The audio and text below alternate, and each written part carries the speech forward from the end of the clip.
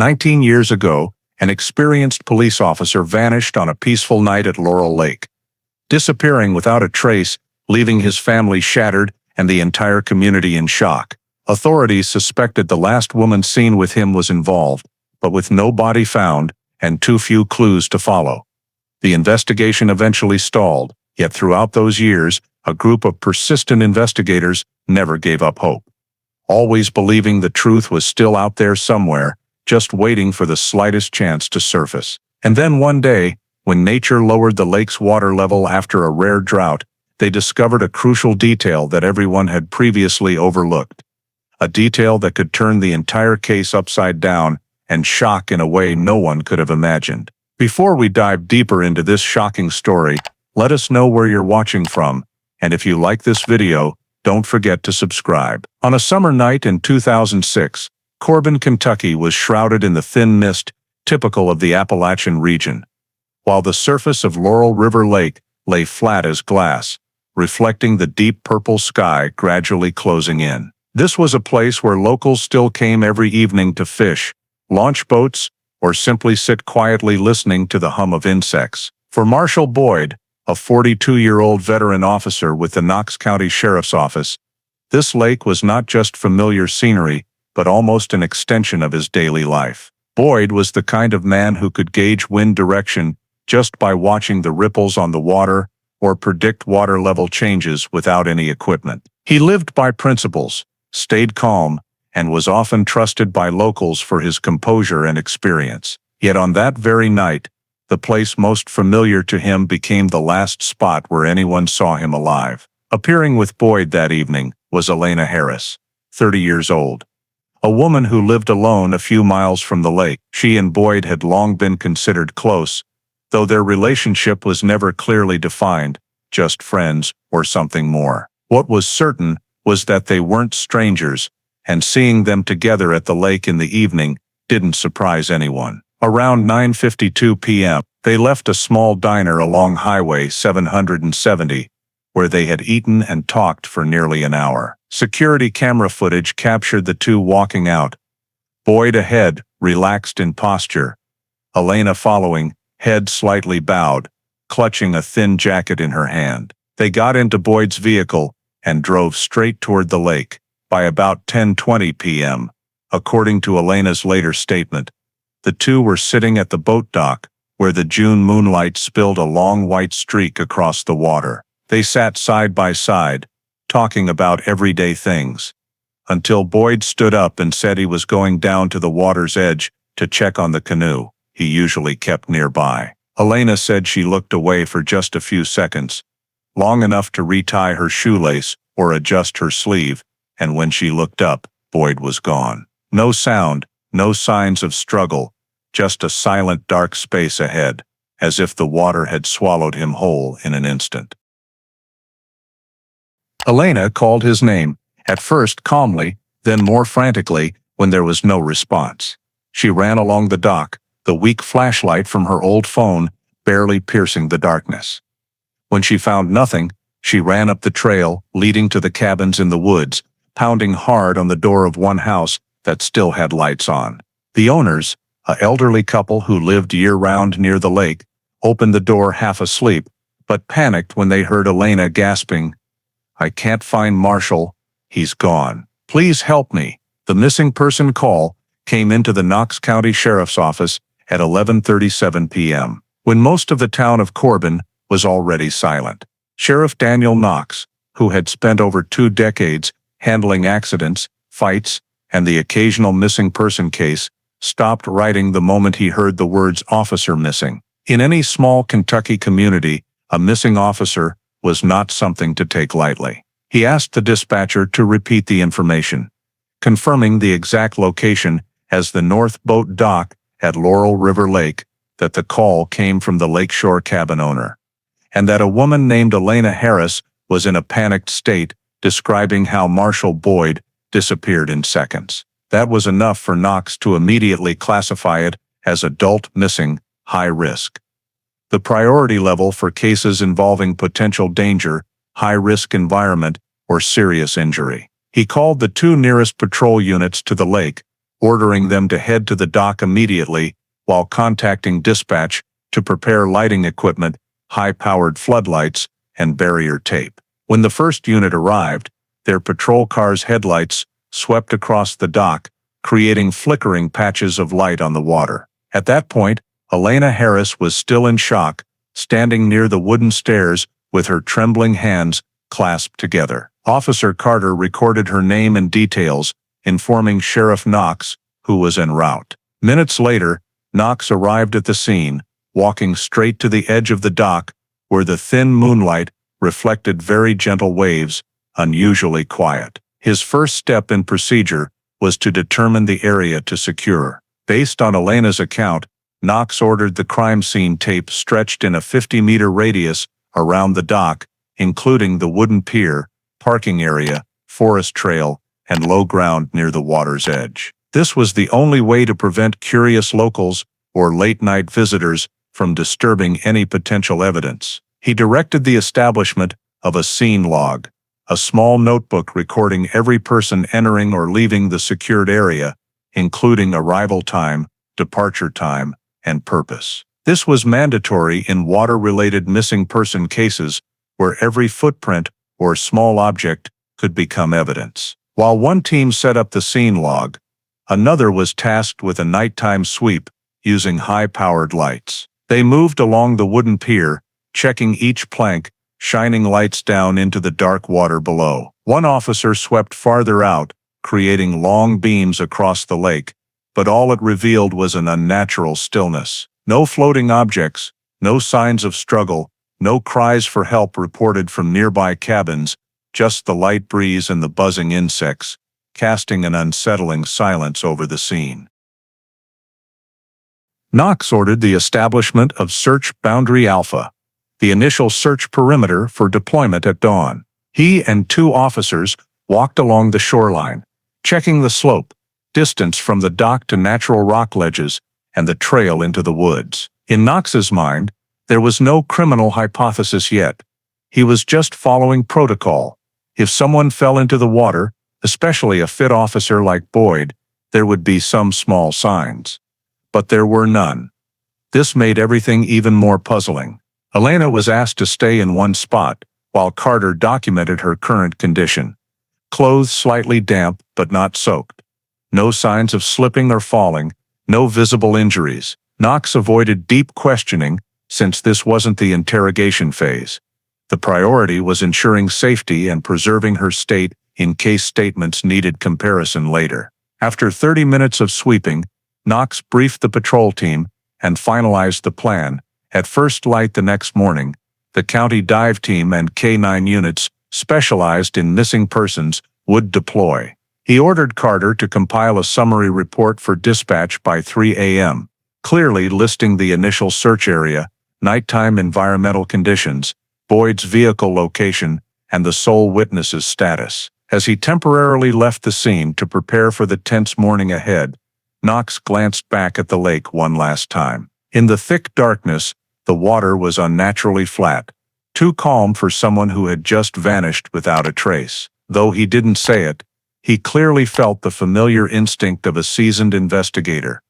This case wouldn't be easy. Just minutes after he left the shore, the clock passed midnight, and the nighttime sweep officially entered its critical first phase. Under Knox's direct supervision, the county's small patrol boat, an aluminum John boat, with high-powered halogen spotlights, slowly cut through the inky water, sweeping cold beams across the northern lake area. Each time the light passed, the surface turned into a deep black mirror, reflecting trembling streaks that made even the smallest movement visible. Yet apart from a few rotting logs drifting lazily and gentle ripples from the night breeze, there were no objects or signs suggesting a person floating or submerged near the surface. The boat moved parallel to the dock, maintaining a steady 8-10 meters distance for maximum light coverage without disturbing any footprints or traces along the water's edge. Knox ordered the captain to log the boat's path, coordinates of each stop,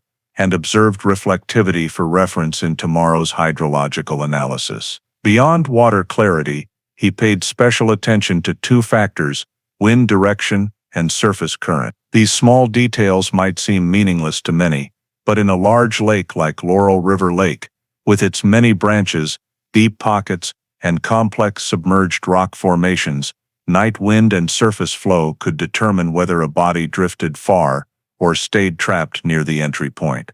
The night wind blew from the southwest, light force, about 3-5 miles per hour. The water surface barely rippled, only creating very fine waves toward the eastern shore. The surface current was so weak, it caused no disturbance requiring the boat to adjust engine power. Knox noted in his notebook, "Weak current, no strong push. If entry near dock, body likely to remain in this area." But notes were just notes. No conclusions were allowed at this early stage. The priority was preserving the scene, assuming nothing. For this reason, Knox firmly prohibited nighttime diving. In darkness, visibility was reduced, and any diver movement could disturb bottom sediment, distorting or covering key evidence. A strong kick or body turn in the water could stir up fine silt, coating rock edges or nearby objects, rendering later hydrological analysis worthless. A lake missing person case always demanded absolute precision in the initial hours, and Knox, with years handling drownings and river accidents, knew tonight was for observation only, not intervention. The boat completed 3 fan-pattern sweeps, each expanding the radius by 15 meters from the dock, but all yielded the same result: calm water, no anomalies. Upon returning to shore, Knox ordered the shore team to continue checking the area around the dock. LED flashlights illuminated the weathered planks, some worn by time, casting sparse beams. They walked carefully, avoiding overlapping any potential footprints from Boyd or Elena. Light swept the ground near the water's edge, up to the gravel parking lot dappled with moonlight. There, Boyd's patrol vehicle remained parked in place, tires pointed straight toward the dock. Doors, locked but not deadbolted. Inside, the dome light was still on, a detail that made Knox frown slightly, but he just noted it instead of speculating early. Front seat held a thin jacket, police duty bag, personal radio, and an unopened water bottle, all listed under items observed at scene per protocol. Rear showed no signs of rummaging or disturbance. Down the parking slope, the trail to the dock showed faint shoe impressions in the damp soil, enough for Knox to order overall and close-up photos for later comparison. But most importantly, the scene had to remain untouched. No measuring, no moving evidence, no touching anything until the forensics team arrived. After the final sweep, Knox paused at the dock's edge, looking down into water so dark it seemed like a bottomless black cloth. He quickly wrote in the report, "Stable environment, calm water, light wind, no signs of disturbance." In lake missing person cases, the absolute silence of the water was sometimes more frightening than any sound. Before dawn, the Knox County dive team arrived at Laurel River Lake. Bringing the modest equipment a 2006 mountain rescue unit could muster: cold water dive suits, safety lines, low-power headlamps, and mechanical depth gauges. No wide-scan sonar, no modern positioning tech, just skill, experience, and traditional radius search methods. Sheriff Knox, after reviewing the overnight report, ordered the team to start exactly where Elena said she last saw Boyd. The spot was marked with a small wooden stake wedged between 2 dock planks. From there, the command team mapped a 30-meter radius circular search, divided into 6 equal sectors, each assigned to 1 diver. This was the standard contiguous circle pattern for underwater missing person searches in low visibility areas. Even a few degrees off course could cause a diver to miss an entire space large enough for a body. At 6:25 a.m., the first diver, Cooper, the team's most experienced, jumped in. The water hit his face with a shocking chill, despite midsummer, as Laurel Lake's deeper layers stayed cold. Visibility immediately dropped to mere inches, as anticipated from the previous night's observations. Cooper reported via waterproof radio. Visibility less than half meter. The shore team noted it in the log.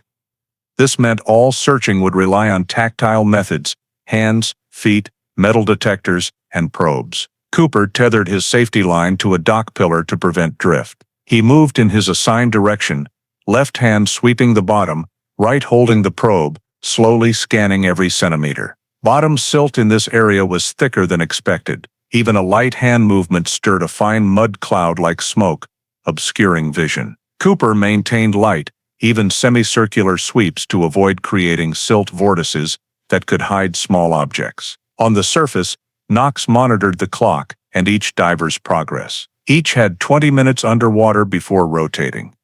Not for safety, but to maintain absolute focus. A 10-centimeter error could mean missing Boyd's only sign. Minutes later, the second diver, Davis, entered, expanding to the 30-meter radius. He quickly reported even thicker, denser silt in his sector, meaning years of accumulated sediment that could easily conceal a stationary object. Davis tried vertical probing but met strong resistance, switching to horizontal sweeps. These observations were marked on the hand-drawn bottom map, each water zone coded differently for silt density, depth, probe resistance, and slope. The third, fourth, and fifth divers faced the same conditions. Visibility in adjacent areas ranged 0.3–0.5 meters. Headlamps created only a small hazy glow ahead, as if 3 meters down was a separate world, lightless, colorless, just heavy opacity. Some divers touched submerged rocks,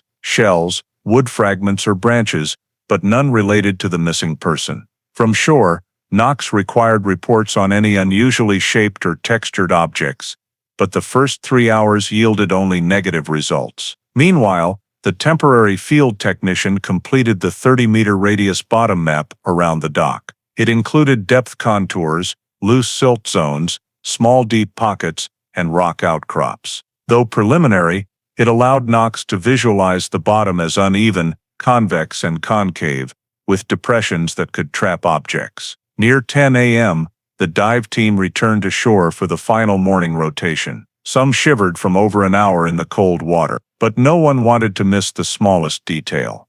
Knox asked each, "Any spot you think we should revisit?" All gave the same answer, "No trace, Sheriff. Nothing to suggest anyone went in here." Despite negative results, Knox forbade jumping to conclusions. "No evidence doesn't mean no incident," he reminded the team. That was the unwritten rule in every underwater missing person case. As the morning search wrapped, the bottom map was spread on a patrol car hood for final review. Knox marked 4 areas with unusual depth or slope, spots divers described as sudden bottom change. Though not yet key points, he noted them as basis for expanding in later rounds. But within the 30-meter radius around the dock, where Elena insisted Boyd vanished in seconds, there was no sign, no body, no struggle marks, no clothing fragments, no floating or submerged items. The only conclusion for day 1, no body evidence found, expand search to areas likely to retain submerged objects. Knox wrote a short but weighty line in the log, 30-meter radius insufficient to fully rule out water entry. For him, this morning was just the start of a much longer journey. Because nothing was found at the starting point, Knox decided to shift focus to the other critical task of the day, reconstructing a precise minute-by-minute timeline of every movement Marshal Boyd made before he disappeared. He always believed that disappearances rarely begin at the last place the victim was seen. They often start many hours earlier, in ordinary actions that are telling. Therefore, he assigned Carter and Mills to return to the town of Corbin to collect security footage, credit card receipts, and statements from anyone who interacted with Boyd that evening. Their goal was clear: build a continuous timeline from at least 7:30 p.m. to 10:20 p.m., the time Elena stated Boyd was still standing beside her at the dock. The first stop on the journey was the Red Ridge Diner, where Boyd and Elena had dinner. The owner, Ellie Marston, had opened before dawn to serve the morning hunters, but when Carter asked about security cameras, she pointed without hesitation to the old monitor behind the counter. The camera system here was not modern, consisting of only 2 angles, one on the entrance and one on the parking lot. Carter requested a backup of the entire footage from 7 p.m. to 10 p.m. When they fast-forwarded, they saw Elena enter the diner at 7:32 p.m. and sit at a table by the window. Boyd arrived about 5 minutes later, walking in with his usual demeanor, nodding to a few acquaintances before heading straight to Elena. The two talked casually, with no signs of argument or tension. They ate for nearly an hour. At 9:10 p.m., the receipt showed Boyd paid with a credit card, an important piece of data because it recorded the exact transaction time, 9:11 p.m. After leaving the table, they stood together at the counter for a few more minutes, seemingly continuing their conversation. The outdoor camera captured them at 9:52 p.m., both walking out of the diner, Boyd ahead and Elena following behind, appearing completely normal. No signs of tension, disagreement, or unusual behavior. This was added to the timeline, 9:52 p.m., leave Red Ridge Diner. The next stop was the Quick Stop gas station, less than a mile from the diner. Knox wanted to know if they stopped there before heading to the lake. The evening shift clerk, a young man named Logan, confirmed he saw a patrol vehicle pull in at 9:36 p.m., and after reviewing the footage, Carter confirmed it was Boyd getting out to buy a coffee and a bottle of water. Elena did not get out of the vehicle. This transaction, recorded in the system, had a timestamp of 9:37 p.m. This was a key point because it showed Boyd was fully alert, interacting normally, and displaying no signs of psychological stress. When Carter asked if Boyd seemed anxious or rushed, Logan replied, "No. He was like always calm, polite." Another note was added to the timeline, 9:37 p.m. Boyd buys coffee and water at Quick Stop, normal state. From the gas station to Laurel River Lake takes about 12-15 minutes if driving straight, and a traffic camera at the Route 25 intersection recorded Boyd's patrol vehicle passing at 9:43 p.m., headlights steady, speed unremarkable. Knox watched this footage 3 times to ensure no other vehicle was following or cutting in front of them. No one was tailing them. A normal route, no interruptions. The next milestone to confirm was the period from 9:52 p.m. to 10:20 p.m. Carter and Mills checked an additional security camera at a roadside fishing supply store, but it did not capture Boyd's vehicle. The store closed at 9 p.m., and the system automatically shut off after 9:15. However, the more than 25-minute gap from the gas station to the dock was still reasonable given the statement, as the Lake Road has many curves and requires slow driving. Knox paid special attention to any anomalies, so he requested a cross-check of the fuel consumption in Boyd's vehicle via the odometer. The results showed the trip from Corbin to the dock was fully consistent with a direct route, with no evidence of prolonged stops elsewhere. When Carter returned to the lakeside cabin to verify whether Elena had appeared there before or after the stated time, the cabin owner confirmed they saw neither the vehicle nor her between 9 p.m. and when she ran up in panic, knocking on the door around 10:35 p.m. This helped solidify part of the timeline. From 9:52 to 10:20 p.m., they were simply driving to the lake. Finally, Knox compiled all the data onto a large timeline board in the temporary office at the dock. The timeline ran seamlessly, 7:32 p.m. Elena enters diner, 7:37 p.m. Boyd enters diner, 9:11 p.m. Pays bill, 9:37 p.m. Boyd buys coffee, bottle of water, 9:43 p.m. Intersection camera records patrol vehicle heading toward lake, 9:52 p.m. Both leave diner, 10:20 p.m. According to Elena, they are sitting at the dock from 7:30 p.m. to 10:20 p.m. No recorded behavior was abnormal or suspicious, no arguments, no unusual emotional displays, no strange vehicles following, and no gaps long enough to suspect an intervening event. Looking at the completed timeline, Knox wrote a temporary conclusion: no abnormal behavior recorded prior to reaching the lake. Yet this did not reassure him. On the contrary, the absolute normality of the final 3 hours made the case even more baffling. If Boyd's route was that straightforward, with no detours, no signs of stress or instability, then what happened just minutes after he and Elena arrived at the dock? The very smoothness of the timeline created the largest void in the entire case. Once the temporary timeline was complete, Knox moved to the next step in the initial response protocol, taking a statement from Elena Harris. He instructed Carter very clearly beforehand that this was not an interrogation, not to look for inconsistencies, but solely to record events, every word, every detail, from the only person present at the scene when Boyd disappeared. Elena was brought into a small cabin next to the dock, to avoid the cold wind blowing off the lake, and to ensure a quiet environment for recording. She still showed signs of exhaustion and panic from the previous night, her hands constantly clasped together. Knox sat across from her, keeping his tone as neutral as possible, trying not to create any pressure. He turned on the recorder, introduced the date, time, and participants, then began with a simple question: "Please tell me about the entire evening, from when you met Marshall until you ran to get help to call the police." Elena took a deep breath and began describing. She said Boyd picked her up around 7 p.m., but when Knox noted that the camera showed her arriving at the diner before him, she quickly adjusted that they had agreed to meet there. She described the meal as normal, talking about work and small things from the week. Then she said Boyd wanted to go to the lake to get some air, a habit she claimed he had done many times before.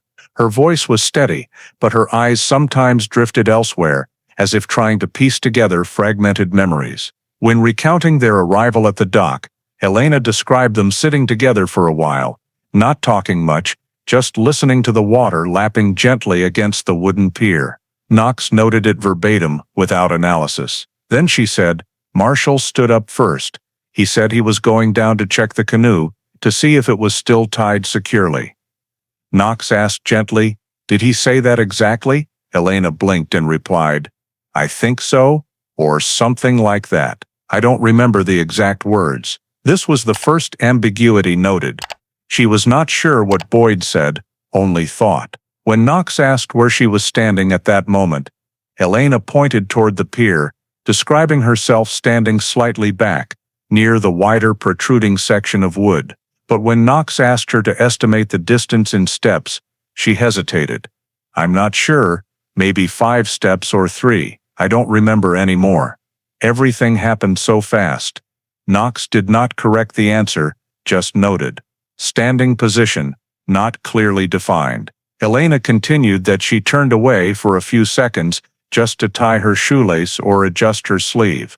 But when Knox asked specifically, how many seconds, she was again uncertain. Maybe 2 or 5. "I don't know. I just remember when I turned back, he was gone." This was the second ambiguity. The duration of turning away had no specific number. When Knox asked if she heard a splash, Elena answered immediately, no. There was no sound at all. Then she quickly added that, maybe because of the wind, even though she had previously described the night as very calm. These small changes were carefully noted by Knox, but not pursued further. He knew that confronting too early could distort a witness's memory or make them defensive. The recording continued, with Knox asking about her reaction when she couldn't find Boyd. Elena said she called his name twice, then louder. No answer. She ran along the pier, looking down at the water, but seeing nothing but darkness. When Knox asked if she slipped or fell, she firmly stated she stayed steady. Then she described the moment she ran to the lakeside cabin for help, statements that matched what the cabin owner had provided. When asked about Boyd's mood before disappearing, Elena said he was completely normal. Not sad, not angry, not worried, just normal.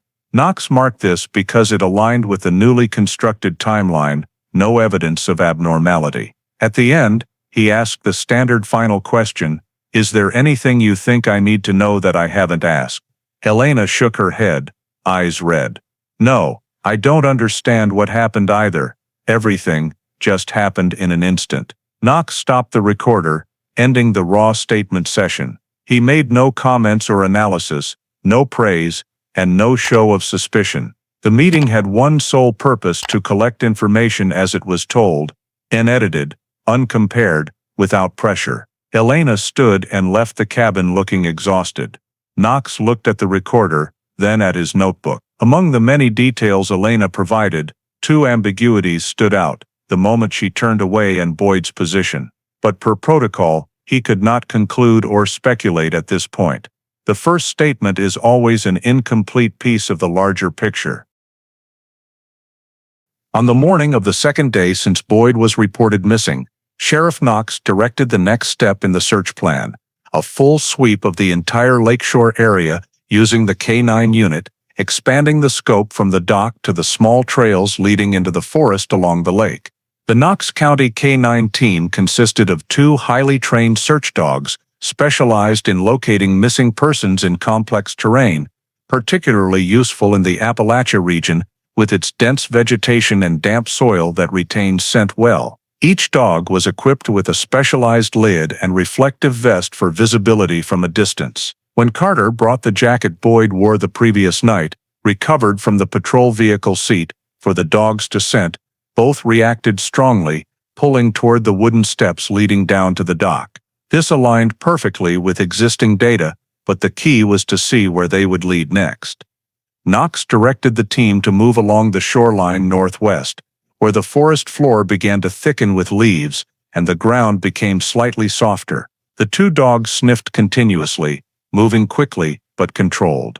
They did not stop at the water's edge, which caught Knox's attention. If Boyd had fallen into the water right at the dock, scent would likely concentrate strongly there due to clothing, body, and the motion of falling, leaving significant traces on the wooden surface. But instead, the canines pulled along a trail beside the forest, a narrow path often used by fishermen to move from the dock to the rocky lakeside areas. As they entered the sparse forest, one of the dogs, Ranger, stopped abruptly, stood still, sniffed close to the ground, then lightly pawed it.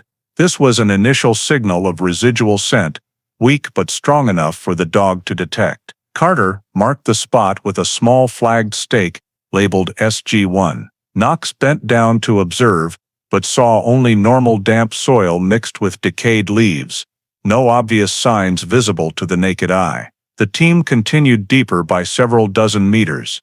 Near an area with dense maple and oak trees growing close together, the second dog, Milo, pulled sharply left, leading to a slightly depressed patch of ground about 2 square meters in size. Milo buried his nose in the soil, pawed more forcefully than Ranger had, and let out a low growl, a sign that human body scent had been present. Carter immediately marked the second point, SG2. Knox quickly noted in his field book, SG2, slight depression, low wind area, likely to retain scent longer. Though nothing could be concluded yet, he remained cautious about depressed areas, as they sometimes suggest where a heavy object had pressed down, or where soil had been compressed by body weight.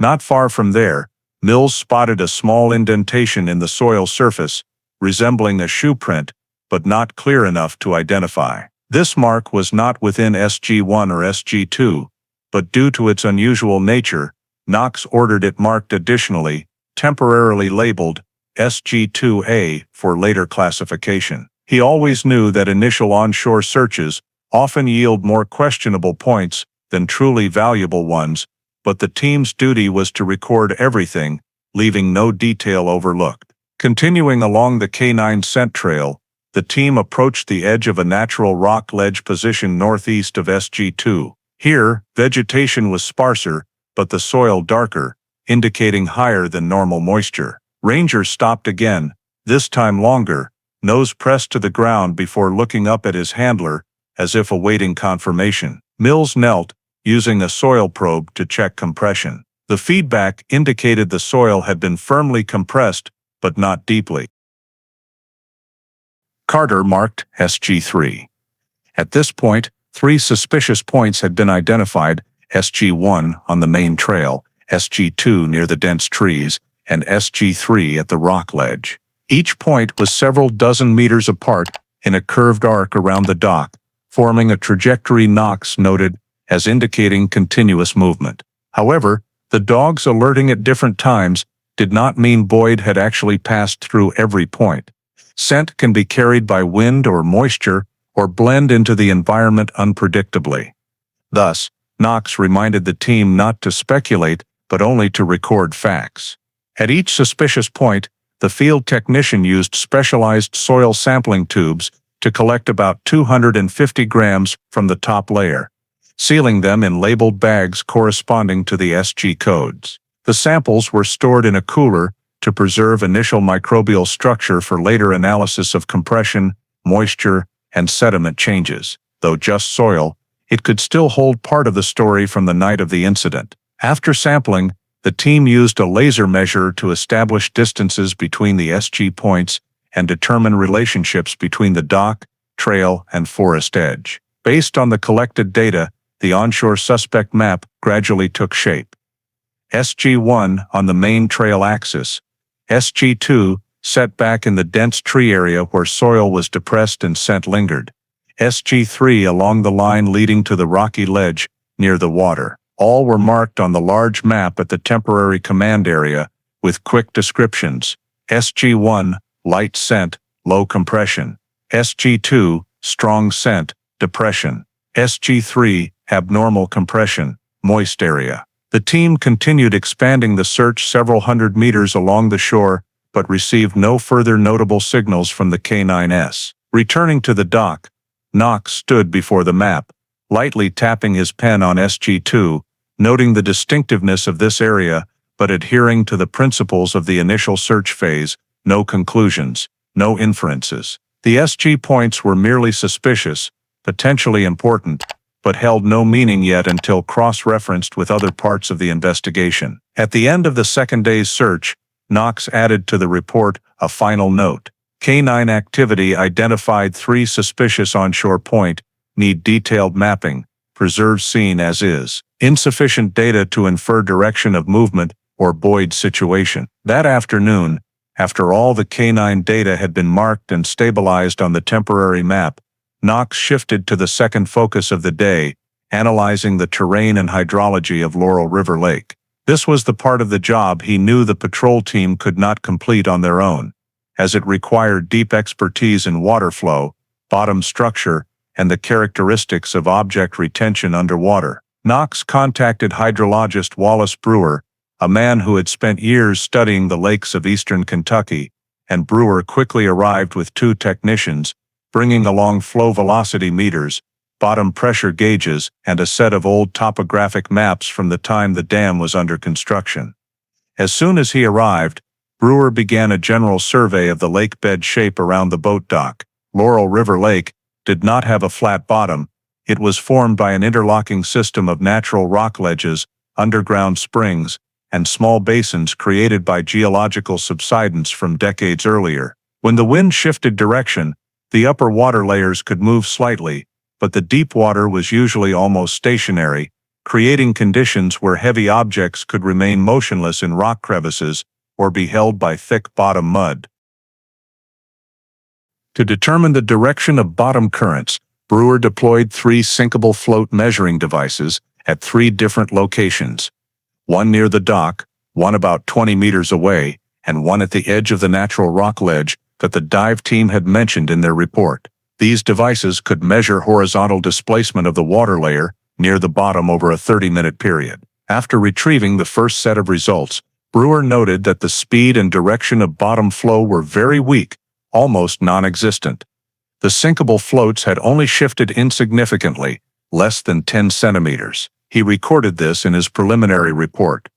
Bottom layer stable, no significant dragging force. This was important data, because if Boyd had fallen into the water, an almost static bottom layer could keep the body near the fall area without it being carried far away. However, Brewer did not stop at the bottom layer.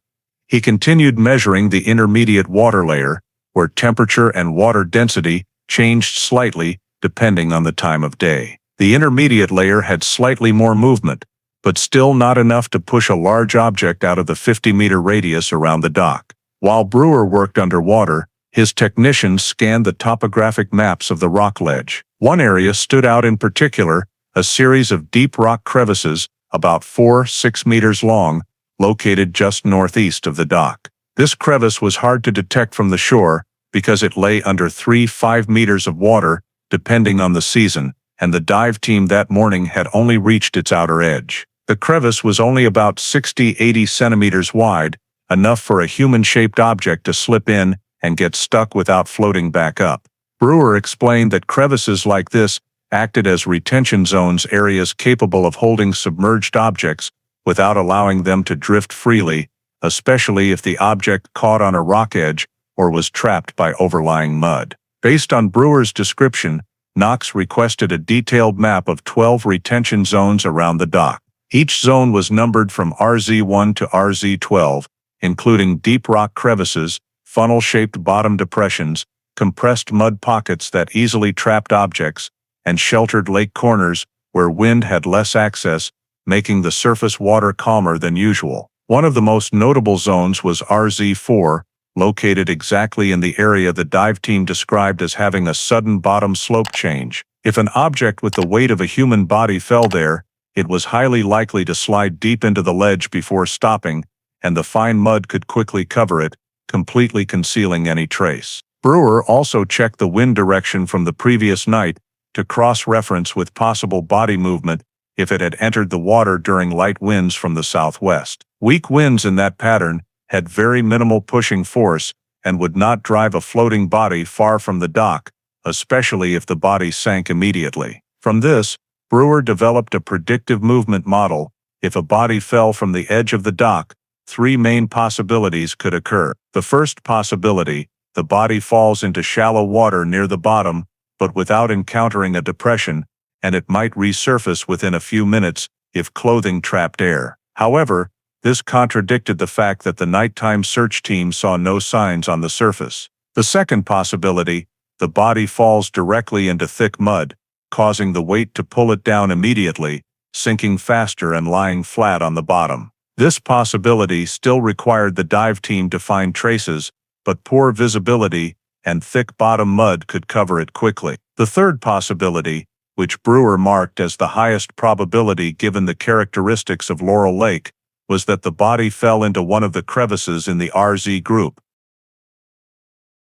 In that case, the combination of gravity, bottom slope, and deep crevice structure could cause the body to slide into the narrow space and get stuck without drifting in any direction. Fine mud from above would settle down, gradually covering any exposed parts, making discovery nearly impossible with the equipment available in 2006. Knox stood on the dock watching Brewer simulate that movement by dropping small stones into the water. Some stones sank straight down and rolled slightly away, but others were drawn into the crevices on the bottom, creating a pattern very similar to what he was trying to understand. If Boyd had fallen, which movement had his body followed? Brewer concluded the analysis with a short but chilling statement. In a lake like Laurel, there are places where if an object falls in, you won't see it again, at least not in the initial search conditions. Knox recorded everything without comment, but he knew this information would shape how the investigation team viewed the overall missing person case from this point forward. After completing the hydrological analysis and mapping the retention zones, Sheriff Knox knew it was time to examine another equally important data branch, the life background and mental state of Marshall Boyd in the weeks, days, and even hours before he disappeared. To understand whether this was an accidental fall into the water or a situation of voluntary departure from the community, the investigation team had to rule out the possibility that Boyd disappeared willingly, a scenario rare for an officer in a stable period. But Knox allowed no assumption to go unverified. The first step was to review Boyd's personnel file at the Knox County Sheriff's Office archives. The most recent performance evaluation, conducted 3 months earlier, noted Boyd as reliable, punctual, efficient, with no signs of mental decline. Reports from his direct supervisor, Sergeant Linda Reeves, also indicated that Boyd had never missed a shift, never violated regulations, and had even been recommended for promotion consideration the following year. Financially, bank records showed Boyd maintained a stable account, with no credit debt, no signs of payday loans, or unusual overdrafts. His expenses were regular and predictable: groceries, car repairs, regular contributions to the Veterans Community Fund, and a few small purchases. There were no large transactions before the disappearance. Knox noted in his log, finances stable, no signs of preparing to leave. Health records from Corbin Family Care showed Boyd in good health. He was not on any psychiatric medication, with no history of depression, anxiety, or mood disorders. The most recent checkup, just 3 weeks prior, found nothing abnormal beyond slightly elevated blood pressure due to work stress, but within acceptable limits. This ruled out health as a reason for Boyd leaving or exhibiting unusual behavior. Knox expanded the check to informal psychological records by interviewing close acquaintances and colleagues. Longtime partner Officer Derek Hall described Boyd as the most stable guy on the team, the type who did not let personal disappointments or issues affect his work. Hall said that just a week earlier, Boyd had talked about plans to repair his porch and take his grandson fishing. "A guy planning to fix his house doesn't just disappear," Knox recorded verbatim for its practical weight. When asked about recent behavior, multiple colleagues confirmed Boyd had no conflicts with the public during his shift. No disciplinary actions, no lawsuits or complaints, and no internal issues. All described Boyd in the same pattern: calm, reliable, responsible, not the type to suddenly change plans. Another key detail Knox focused on was that Boyd had scheduled work for the following week, including 2 shifts and a specialty team meeting.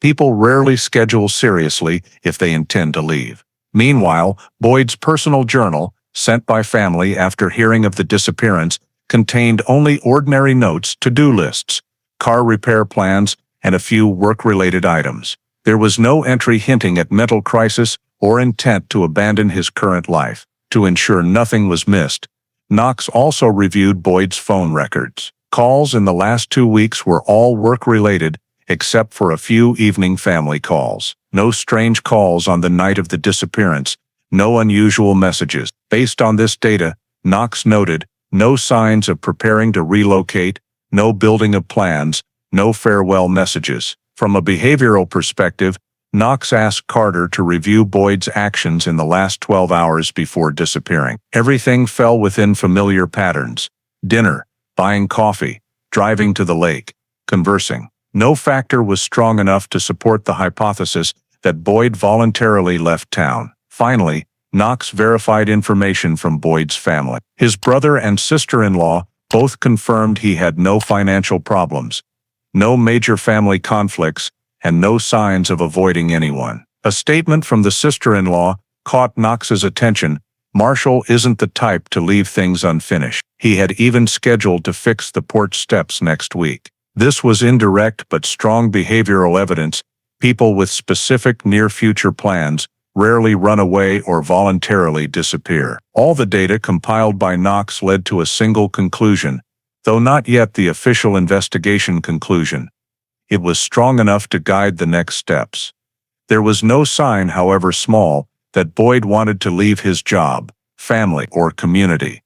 Nor was there any evidence he prepared or intended to voluntarily disappear. Every piece in the financial, health, behavioral, and psychological profile pointed to Boyd's life being on a stable trajectory. And for Knox, that stability made his disappearance in a matter of seconds at the dock even more illogical, but also clearer that the answer did not lie in the voluntary departure hypothesis. After completing the verification of Boyd's personal background and ruling out the possibility of voluntary disappearance, Sheriff Knox moved to the next step in the process, searching Elena Harris's cabin under the warrant approved by the court that morning. Elena's cabin was about a mile from the dock, down a dirt road turnoff, hidden among maple and oak trees. The small 1-story log house, with a narrow front porch and slightly open windows, exuded the peaceful quality typical of the Kentucky woods. But Knox entered with a fully focused gaze.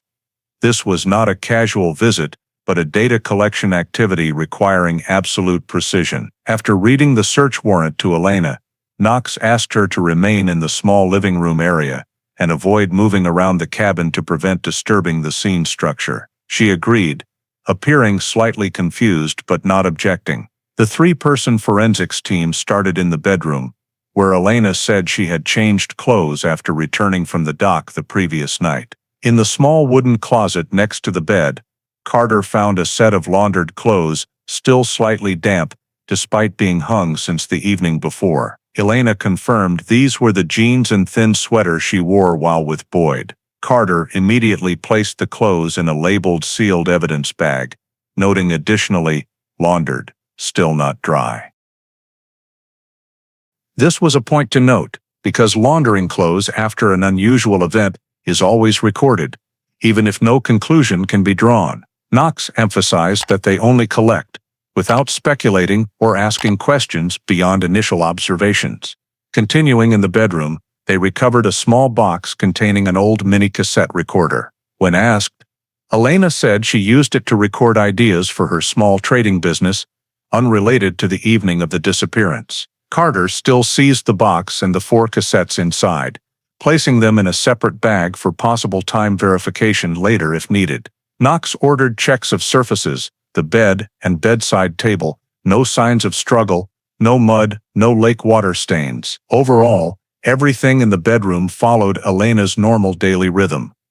From the bedroom, the team moved to the living room. Elena had a habit of sitting on the old sofa to read magazines, based on the stacked magazines on the table. On the small wooden table were a few pieces of trash, candy wrappers, bottle caps, and a convenience store receipt from 3 days earlier. All were collected into evidence bags for storage, though likely unrelated to the case. Knox still adhered to the principle, everything within relevant radius must be recorded. The collection team continued to the trash can in the corner of the room. Inside were 2 empty glass bottles, which Elena explained were whiskey bottles she and Boyd had taken to the lake the previous evening, a light whiskey Boyd liked. These bottles were also sealed. However, there were no glasses with alcohol residue or remaining liquid. If there had been, they had been washed or handled before the team arrived. Carter noted again in the log, collected alcohol containers, no remaining alcohol signs. The kitchen area showed Elena had done simple cleanup before bed. Sink clean, dish towel slightly damp. No knives or unusual objects. The bathroom also had nothing notable beyond a still damp face towel. Knox ordered the towel seized, as drying time could help estimate her return time the previous night, though only supplementary and not primary evidence. Near the end of the search, Carter checked the floor near the entrance door, using sidelight illumination to look for adhered dirt. There were a few small dirt particles scattered but no continuous trail. These particles were collected with adhesive tape samples and sealed under code sample floor debris. Another point the team noted was the pair of shoes Elena said she wore the previous evening. The shoes were placed right under the sofa. The soles were clean, no mud adhesion. When asked, Elena said she had not gone down to the muddy shore and only stood on the dock. Knox made no comment, only ordering the shoes seized for possible later testing of wear or microscopic adhesion. Finally, the team checked around the cabin to see if there were signs of hurried movement or abandoned unusual items. The entrance path was clean, with no shoe prints other than those from people moving that morning. Everything in the cabin appeared excessively calm, especially for someone who had just experienced a serious incident as Elena described. But Knox knew appearances meant nothing. The search concluded after more than an hour. The evidence list included laundered clothes, shoes, cassette recorder box, 4 recording tapes, 2 empty whiskey bottles, damp face towel trash samples, and floor dirt samples. No signs of crime detected, no blood, no struggle marks, no lake mud or water. Elena's cabin was one of the cleanest and most stable environments Knox had ever searched in a missing person case. But for him, that cleanliness was neither evidence for nor against any possibility. It was simply data, nothing more. As the forensics team left the cabin carrying the sealed evidence bags, Knox wrote the final line in the report. Search completed. No signs of criminal activity detected. Samples collected for records. For him, the task remained to record the truth as it appeared, silent, impartial, and not yet revealing anything. Right after the technical team completed the search of Elena's cabin and sent the samples back to the analysis center, Sheriff Knox returned to the dock to carry out one of the most important tasks of the afternoon, analyzing the footprints still preserved on the damp ground around the dock area. These traces had been noted on the very first night, but had not been measured in detail because Knox did not want to disturb the scene before having the proper equipment. Now, with clear daylight and a full technical team, he began surveying the ground from the dock extending toward the forest, the area where the K9 unit had previously reported a faint scent reaction. The soil, at the junction between the dock and the trail leading into the forest, was a clay loam type, which retained impressions relatively well if the moisture level was right. And fortunately, the light rain from 2 days earlier had softened the surface just enough to preserve shoe shapes without saturating it to the point of losing detail. Carter laid out the measuring tape and footprint analysis kit on the ground, starting with the cluster of prints closest to the dock. One clear impression, with slightly blurred edges, but still sufficient to show a length of about 30 centimeters, exactly the size of the size 11 shoes Boyd usually wore to work. This print was marked as FP1. Right next to FP1 was FP2, with a slight leftward tilt, as if the person stepping had intended to go around something or adjust their balance. Carter measured the depth of FP1 and FP2 using a drop weight gauge, noting that FP1 was about 3 millimeters deeper than FP2. This suggested that the first step, FP pony bore more force, possibly when Boyd was standing steady before taking the next step. From the first two prints, the analysis team began mapping the direction of movement. FP3 and FP4 were next, about 60-70 centimeters from FP2, also consistent with Boyd's average stride length according to his physical training records in his personnel file. FP3 turned slightly north, FP4 tilted slightly northwest, forming a path that was not completely straight but veered slightly left. This deviation was not large enough to indicate panic, but it was worth noting as it could reflect terrain or avoidance of obstacles. At FP5 and FP6, the group noticed the first anomaly. The distance between FP4 and FP5 was significantly larger, nearly 1 meter exceeding Boyd's average stride. The depth of FP5 was also different, shallower than FP4, as if the person had reduced weight on that foot or step during a change in motion. Carter frowned and double-checked, but the measurement remained the same. Knox noted, unusual distance between FP4 and FP5 needs cross-referencing later. However, he emphasized that this was just an observation, not a conclusion. Continuing along the trail, FP6 and FP7 returned to normal spacing, but the footprints became fainter, indicating the ground surface was starting to harden or was covered by a layer of dry leaves. As the group moved deeper into the trail, FP8 was discovered near a small tree stump, but what was noteworthy was that it did not face the same direction as the previous prints. Instead of continuing diagonally, FP8 turned almost perpendicular, as if the person had turned back to look behind or changed direction for a few seconds. Knox requested depth measurement, which showed FP8 was nearly 5 millimeters deeper than FP7. Increased depth often indicates shifting weight or a sudden stop. However, the surrounding area had no other shoe prints to indicate the next step in this change of direction, making FP8 an isolated print that could not be connected to the regular movement sequence. This was the second sign of anomaly, but Knox simply underlined it in his notebook without speculating. Continuing to the right of FP8, by about 1.5 meters, was FP9. A faint print, hard to identify but similar in shape. The large gap between FP8 and FP9 forced Carter to check 3 times, but no intermediate prints were found.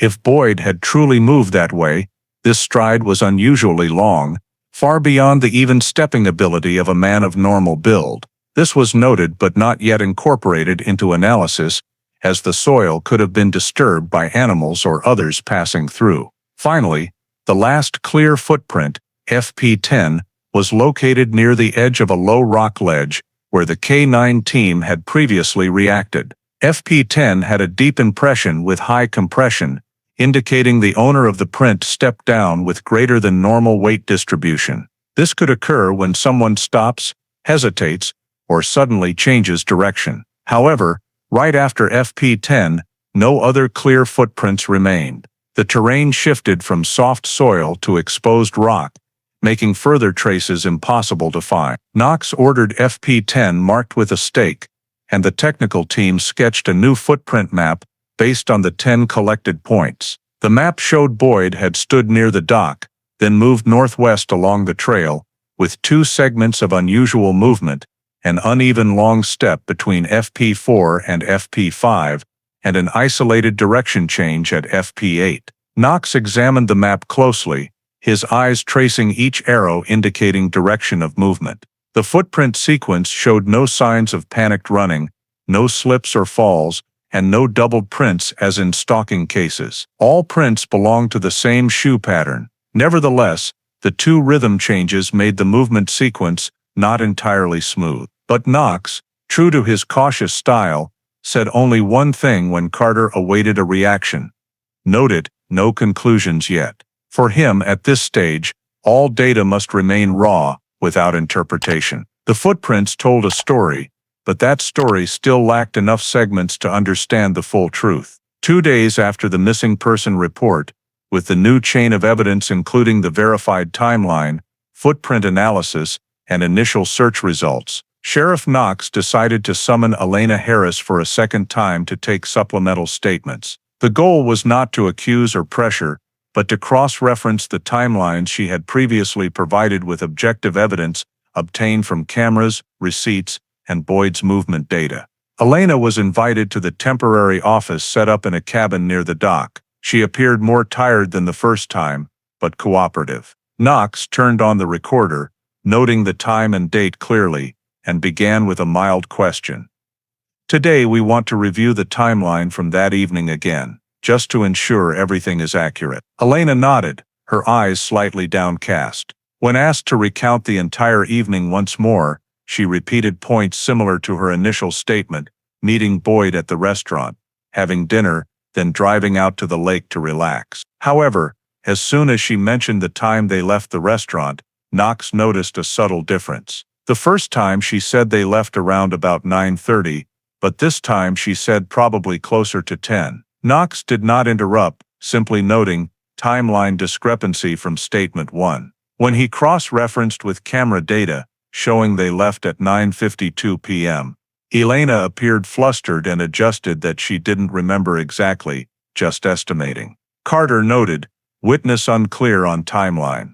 Continuing to the part where she said they drove straight to the lake. In the first statement, Elena described the drive as normal, with no stops along the way. But in the second statement, she said they might have stopped briefly for Boyd to answer a phone call or check something, though she was unsure. This completely contradicted the intersection camera data and records from the quick stop gas station. No stops between the restaurant and the lake, Knox asked gently. Are you sure you stopped? Elena bit her lip, then replied. I don't remember clearly, it just felt like that. Knox did not challenge, but marked in his notebook, new detail inconsistent with data.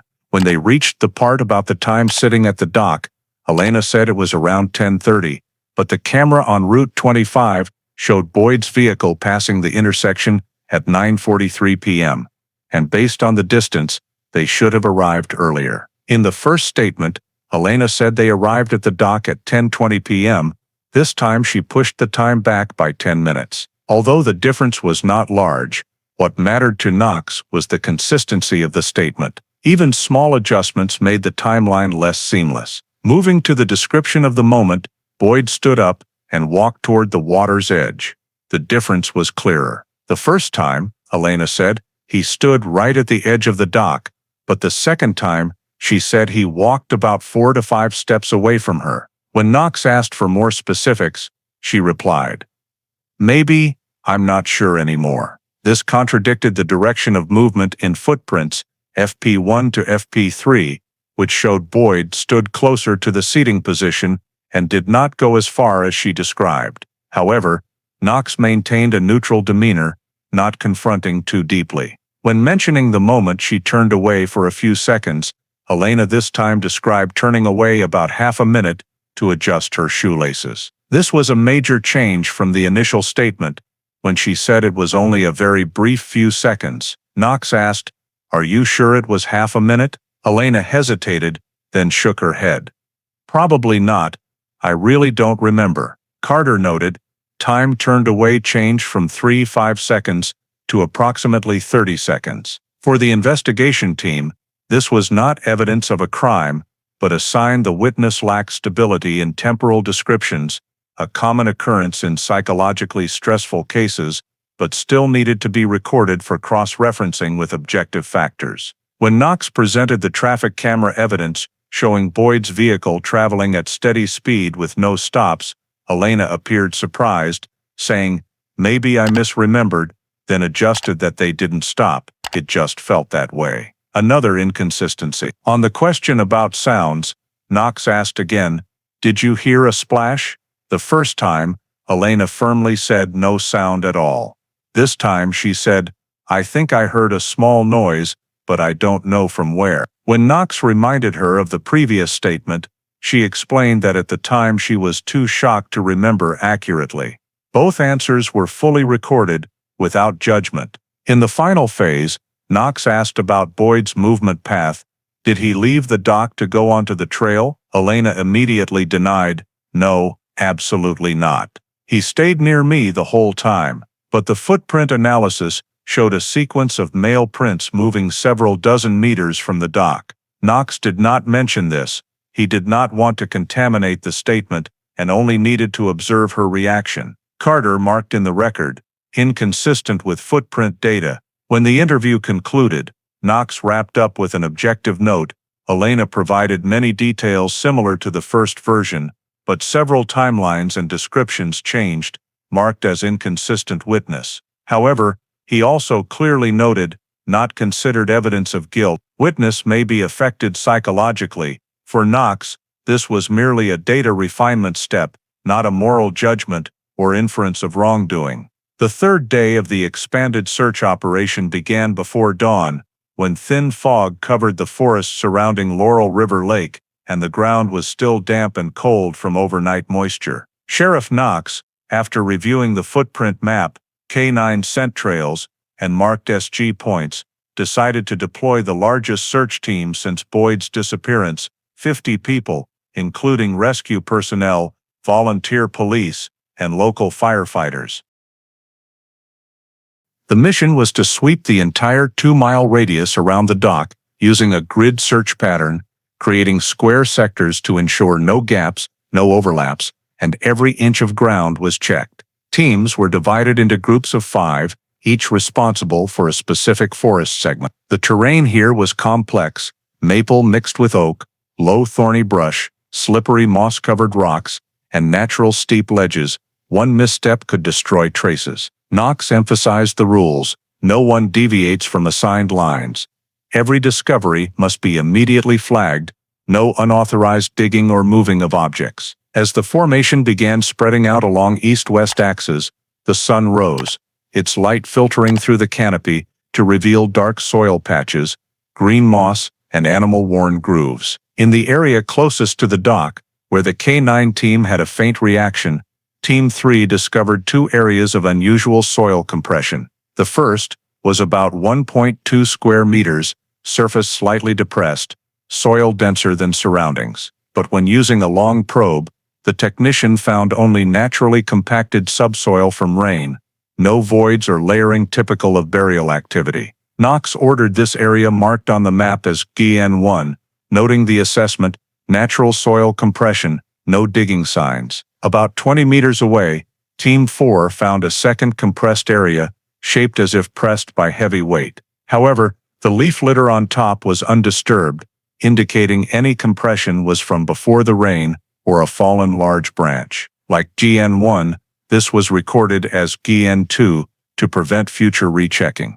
As the force moved deeper into the forest, thicker vegetation made searching harder, but that also made disturbed soil, broken branches, or swept-aside leaves easier to spot, common signs of fast human or large animal movement. At a point about half a mile from the dock, Team 6 found a 40-centimeter-long dark soil streak, but when Carter arrived to observe, he recognized it as a deer slide. easily distinguished by the characteristic cloven hoof print at the head of the groove. The streak was mapped only to avoid future misinterpretation, but held no relevance to the disappearance. Team 2, searching near the main trail, found an area of deeper than normal compression, sized about 3 per 4 feet. Using probes, they found the subsoil simply denser from moisture, no layering of freshly dug earth. Knox examined closely and assessed it as soil compression from root decay, when decaying roots create voids below, causing slight surface subsidence, a common natural phenomenon in old-growth forest. This area was marked GN3 and removed from suspicious points. By mid-morning, the search teams formed a chain nearly a mile long, creating an orderly sweep line. Each member spaced about 4 meters apart to ensure overlapping visibility, missing no obstacles, clothing, bags, or any items Boyd might have carried. But nothing was found except fallen branches, old hiker bottles, and a rusted can deep in the brush. All were recorded and excluded on site. One of the day's key tasks was mapping searched areas. Knox knew that in prolonged missing persons cases, the biggest errors often come from duplicate or missed search grids. Therefore, he required each team, upon completing a line, to report GPS coordinates, direction, distance covered, and marked GN points. Data was relayed to Mills, who was drawing the search map in grid form on a large map spread on the wooden table in the command cabin. Each confirmed searched area was shaded light green. Currently, green shading covered nearly 60% of the 2-mile radius from the dock. This allowed the team to clearly identify untouched areas, especially the steep southern terrain and dense hillside northeast. By day's end, as teams returned to the dock to submit reports, Knox walked slowly around each GN point, re-observing with the naked eye as a final confirmation step. No GN showed signs of burial, no recent disturbance, no decomposition odor, and no personal items belonging to Boyd appeared. For him, the third search day ended with mixed feelings. The forest hid nothing obvious, but that very emptiness provided no clues about Boyd's final direction of movement. As the search operation concluded, and the map of the scanned areas was covered in light green squares, Knox gathered the entire investigation team in the command cabin to compile preliminary data.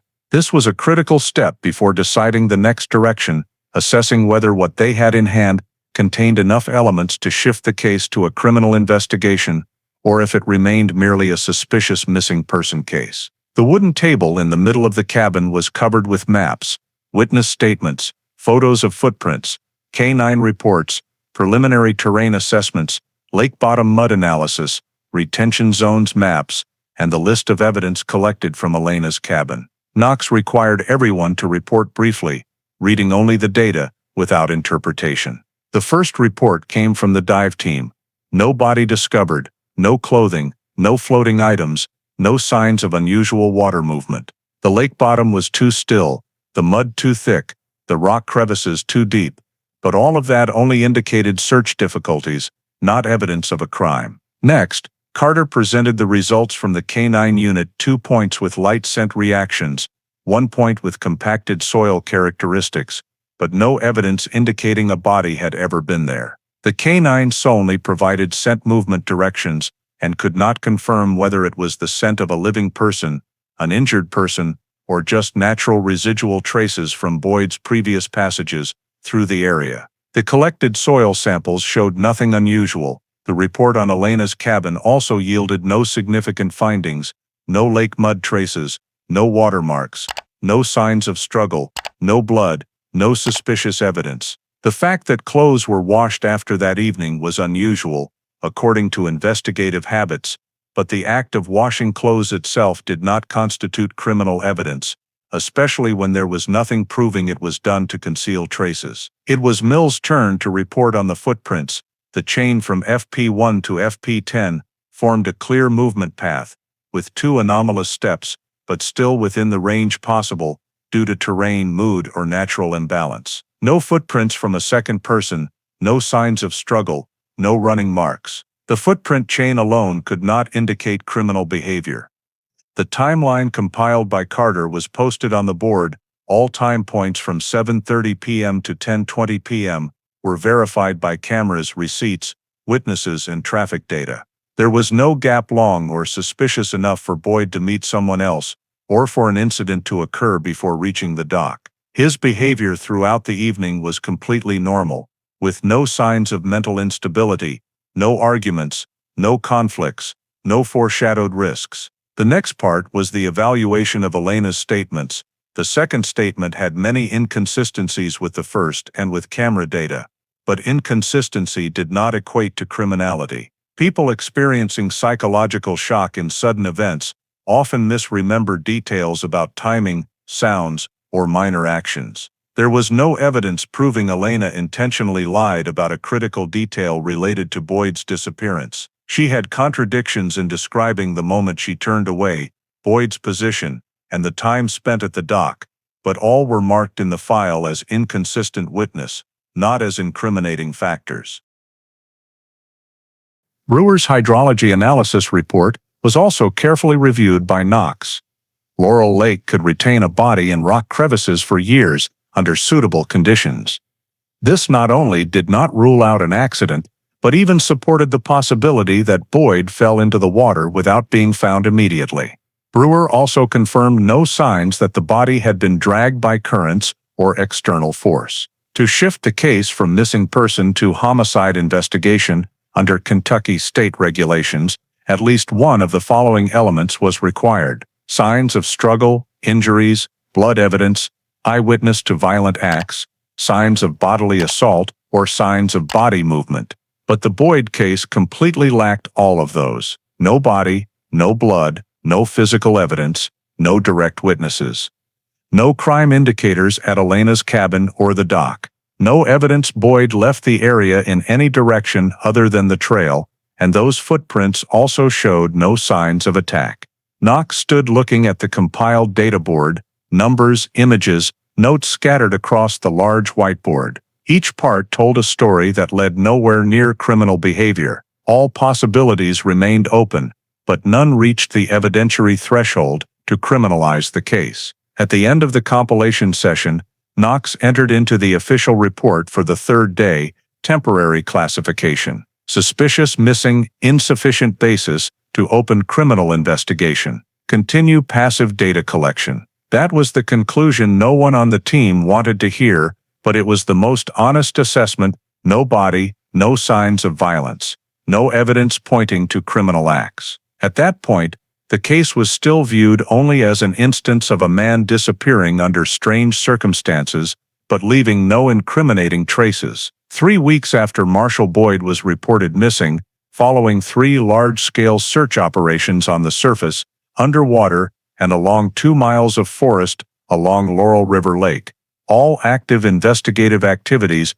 reached a natural stopping point. No body, no evidence, no new witnesses, no additional leads emerging from the community, and most importantly, no legal basis or crime indicators to continue maintaining an investigation consuming manpower, equipment, and the county's budget. Sheriff Knox, though reluctant to take this step, had to follow Kentucky State Police procedures when a missing person case showed no progress within 30 days and lacked the elements of an active criminal investigation. The file had to be transferred to long-term storage, or known as a cold case. The final meeting between Knox and the investigation team took place in the conference room of the sheriff's office in downtown Corbin. The atmosphere was quiet, carrying more a sense of disappointment than relief. Knox opened the meeting by reading the entire preliminary conclusion again.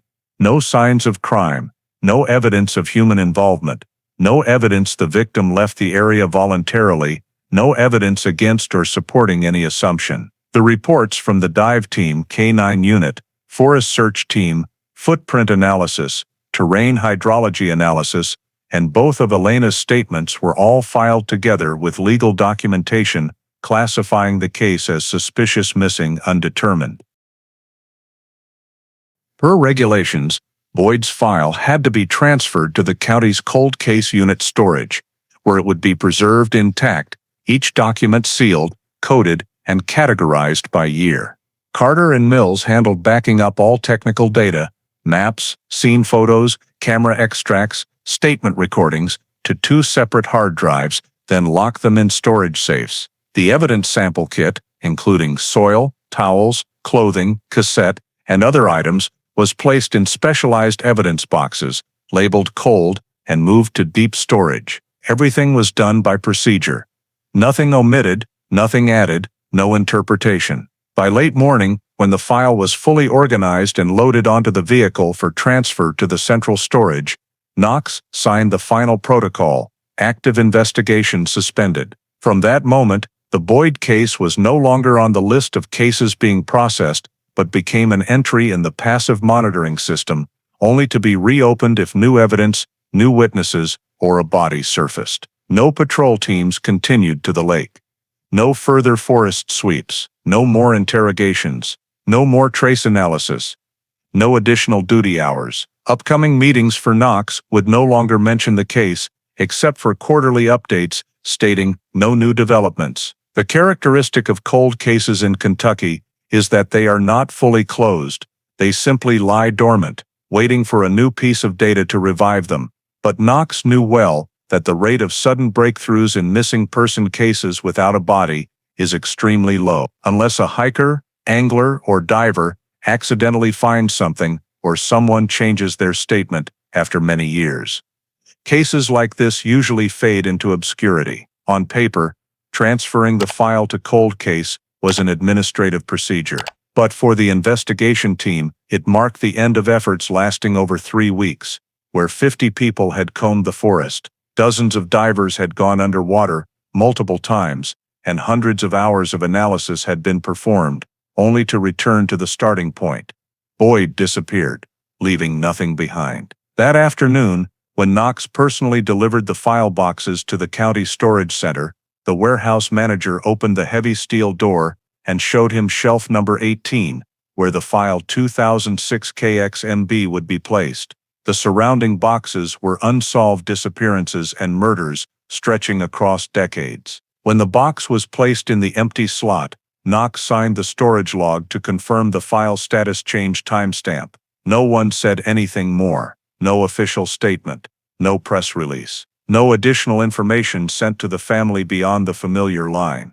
If any new data emerges, we will immediately reopen the file. With that final signature, Marshall Boyd's disappearance officially became a cold case, not closed because an answer had been found, but because no more questions could be answered with what was available. 14 years after Marshall Boyd's missing person file was placed in the cold case unit storage, a major unprecedented environmental event in eastern Kentucky quietly shifted the case out of its dormant state. In 2020, Knox County and surrounding areas experienced the most severe drought since the 1980s. Record low rainfall throughout the summer, combined with unusually high temperatures in June and July, caused the water level of Laurel River Lake to drop faster than predicted by the Kentucky Department of Water Resources. By late August, monitoring data recorded the lake level dropping more than 20 feet below normal, a figure large enough to completely alter the lake bed's accessibility and expose terrain that had been submerged for decades. As submerged rock ledges along the eastern shore began emerging from the water, local residents realized the landscape of Laurel Lake had changed dramatically. Rock formations once under 6-8 meters of water were now covered only by a thin layer about 1 meter deep. The deep rock crevices, described by 2006 divers as inaccessible, now lay fully exposed, long jagged cracks resembling stone jaws revealed after decades underwater. This had never happened before. Areas once dark and impenetrable were now clearer, shallower, and visible to the naked eye, to the point where local fishing groups often stopped their boats to peer down at the exposed rocks, where algae clung in patches like green veins on gray stone.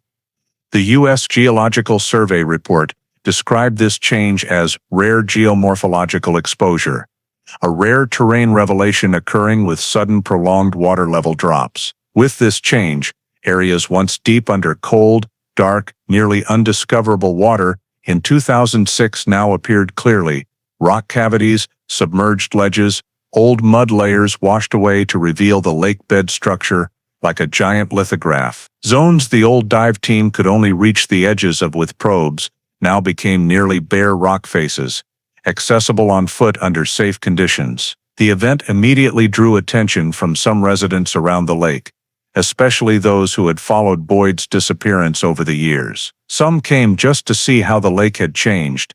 Others were simply curious about the peeled-back natural spectacle, but a few recognized this as the first opportunity since 2006 to access points the search team could not reach before. The deep crevices listed in Brewer's Retention Zones map, RZ4, RZ7, RZ9, were now visible clearly enough to see the bottom with the naked eye on sunny mornings. For the first time in 14 years, sloping rock walls, crevices wide enough for an adult body, and submerged ledges once considered undiscoverable environments became accessible simply by wading. Knox, retired for 2 years, but still living in Corbin, happened to read the drought report in the local news. What caught his attention was not the water drop figures, but the small note, "Water lows have revealed multiple rock formations previously submerged." For most residents, this was just environmental change information. But for Knox, who had stood on that very dock during many hot nights of summer 2006, it carried a second meaning, a new possibility for the disappearance frozen for over a decade. He recalled Brewer's words, "If an object falls into the right crevice, you won't see it again. Not now, not next year. It might take a very long time." And Knox understood that a very long time could mean 14 years.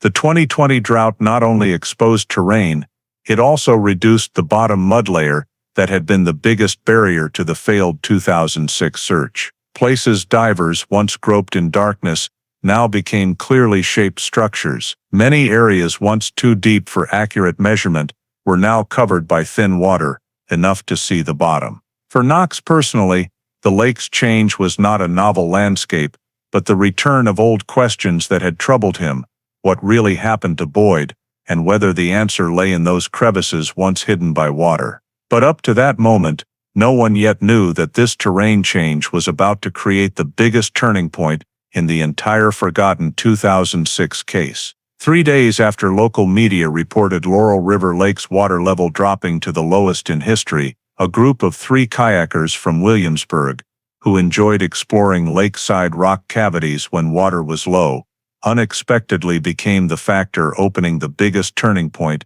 in the missing person file forgotten for 14 years. They paddled along the northeast shore, where submerged ledges had risen near the surface, to record images for a social media channel about geological structures exposed after the drought. Around noon, when sunlight shone directly down into crevices once over 20 feet underwater, one of the 3, Mark Ledford, decided to paddle close to a large crevice about 2 feet wide, but extending deep into the lake like an endless dark crack. As he leaned down, using his paddle to brush away dry leaves and algae on the crevice mouth, he immediately noticed something unusual deep below, an ivory-white rounded object, unlike natural rock. He called his 2 friends over, and all 3 leaned their kayaks to look closely. Though not immediately identifiable, the domed curve and hollow structure made them suspect it could be human bone. No one in the group dared touch the object. They immediately paddled to shore, called 911, and stepped back from the area, leaving the scene in its original state. Less than 30 minutes later, the Knox County Sheriff's team arrived. Though Sheriff Knox had retired, the responsible officer in 2020 was Sheriff Raymond Holt. But upon hearing the report of possible human bones discovered right in the area, linked to the 2006 missing person case, Holt immediately contacted Knox and invited him to the scene as an unofficial advisor. Upon arrival, Holt sealed off the entire area over 300 meters around the crevice, using yellow boundary tape and ordering the search team off their boats, ensuring no one approached the water's edge. Forensic technicians deployed a temporary floating bridge, set up supports, and used high-powered lights to illuminate the crevice, where water depth was only about 3 feet. As the lights swept down, the object's shape became clearer.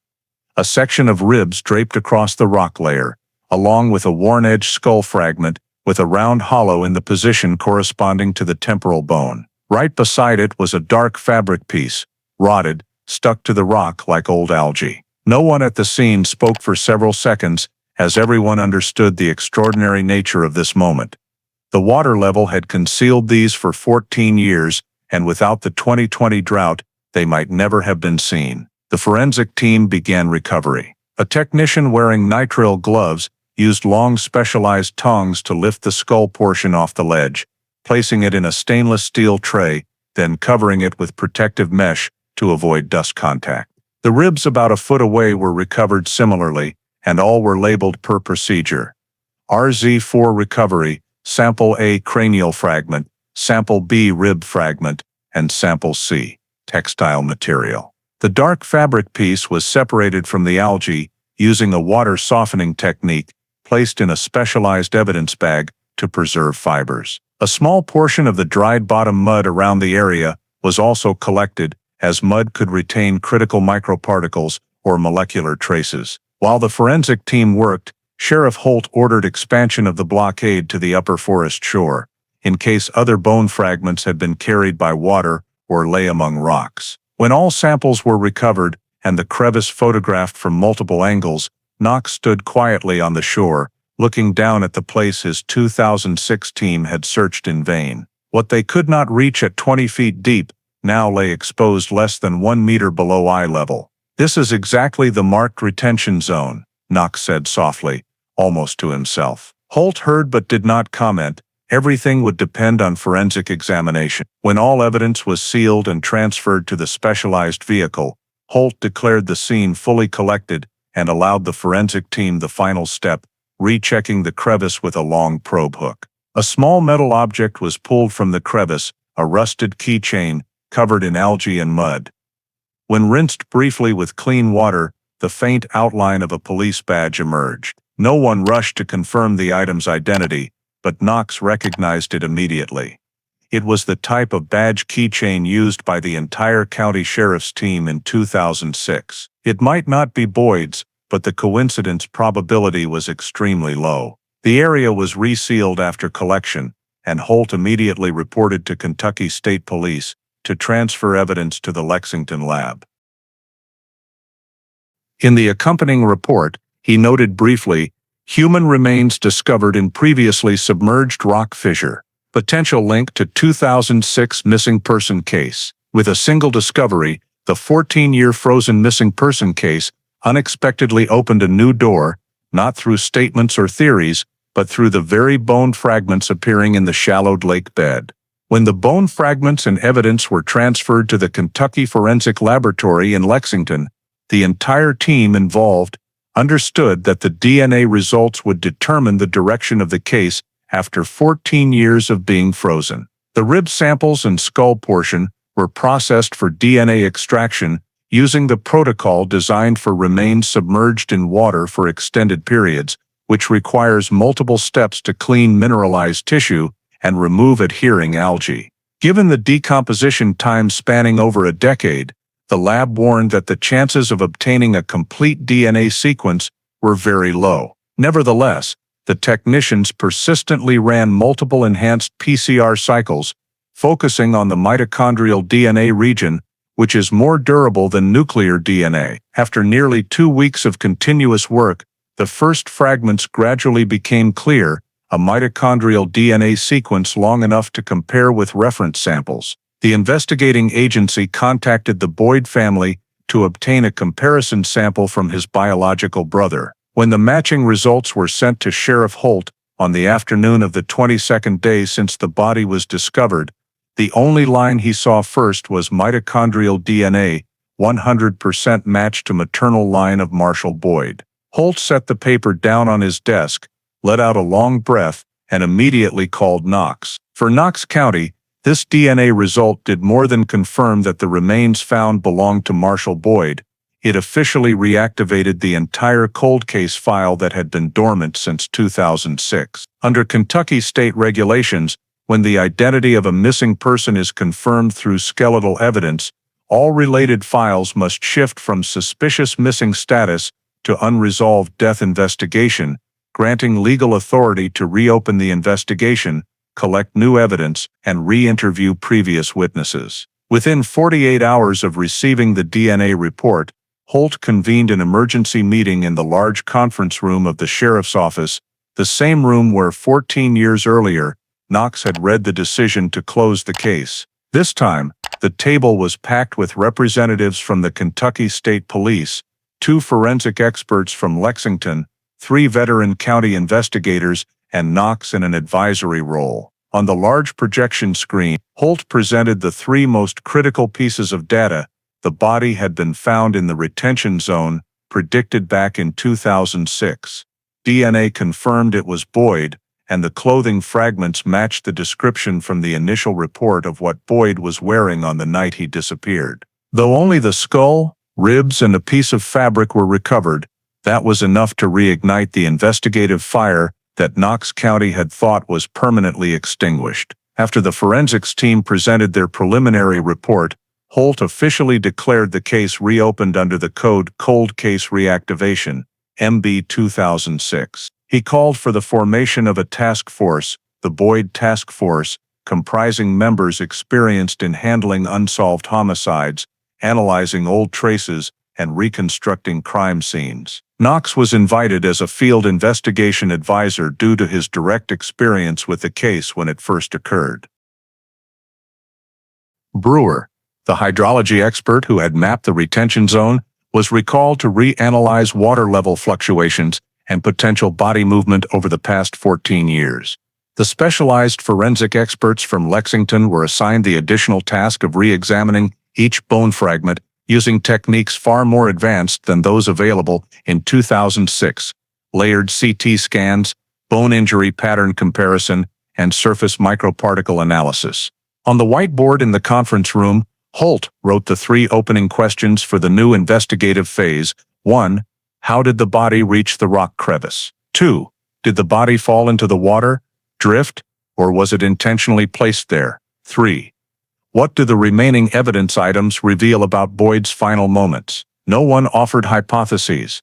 The task now was to systematize the data and re-evaluate all 2006 information in light of the newly emerged evidence. Reopening the cold case also allowed the use of techniques unavailable to Knox County in 2006 3D crime scene scanning, terrain modeling based on changing water levels, fabric fiber analysis via scanning electron microscopy, and especially isotopic analysis of the bones to determine relative time of death. Investigator John Merritt, with 32 years of experience handling drowning cases and no-body homicides, was assigned as lead coordinator. He began by requesting all old notes, including information previously dismissed as lacking evidentiary value. In a cold case, Merritt said, a detail once thought irrelevant can completely change the picture when placed alongside new evidence. The original 2006 case box was brought from storage and placed on the conference table. When the lid was opened, Knox saw again the reports he had personally signed: footprint report, hydrology report, Elena's statement, dive team log, forest search log. All of it now became material for a comprehensive reinvestigation. The cold case reactivation process also required official notification to the Boyd family. Boyd's brother was invited to the sheriff's office to be informed that the recovered bone samples had been identified as Boyd and that the investigation file was officially reopened. There was no grand press conference or loud announcement. Knox County adhered to its principle of caution: only disclose what has been verified. By the end of the day, as the task force members signed the formation minutes and task assignments, Holt affirmed, from this moment forward, this is no longer a missing person case. This is an investigation into an unexplained death, with DNA confirming Boyd's identity and the body located exactly in a retention zone that had been predicted but never accessed.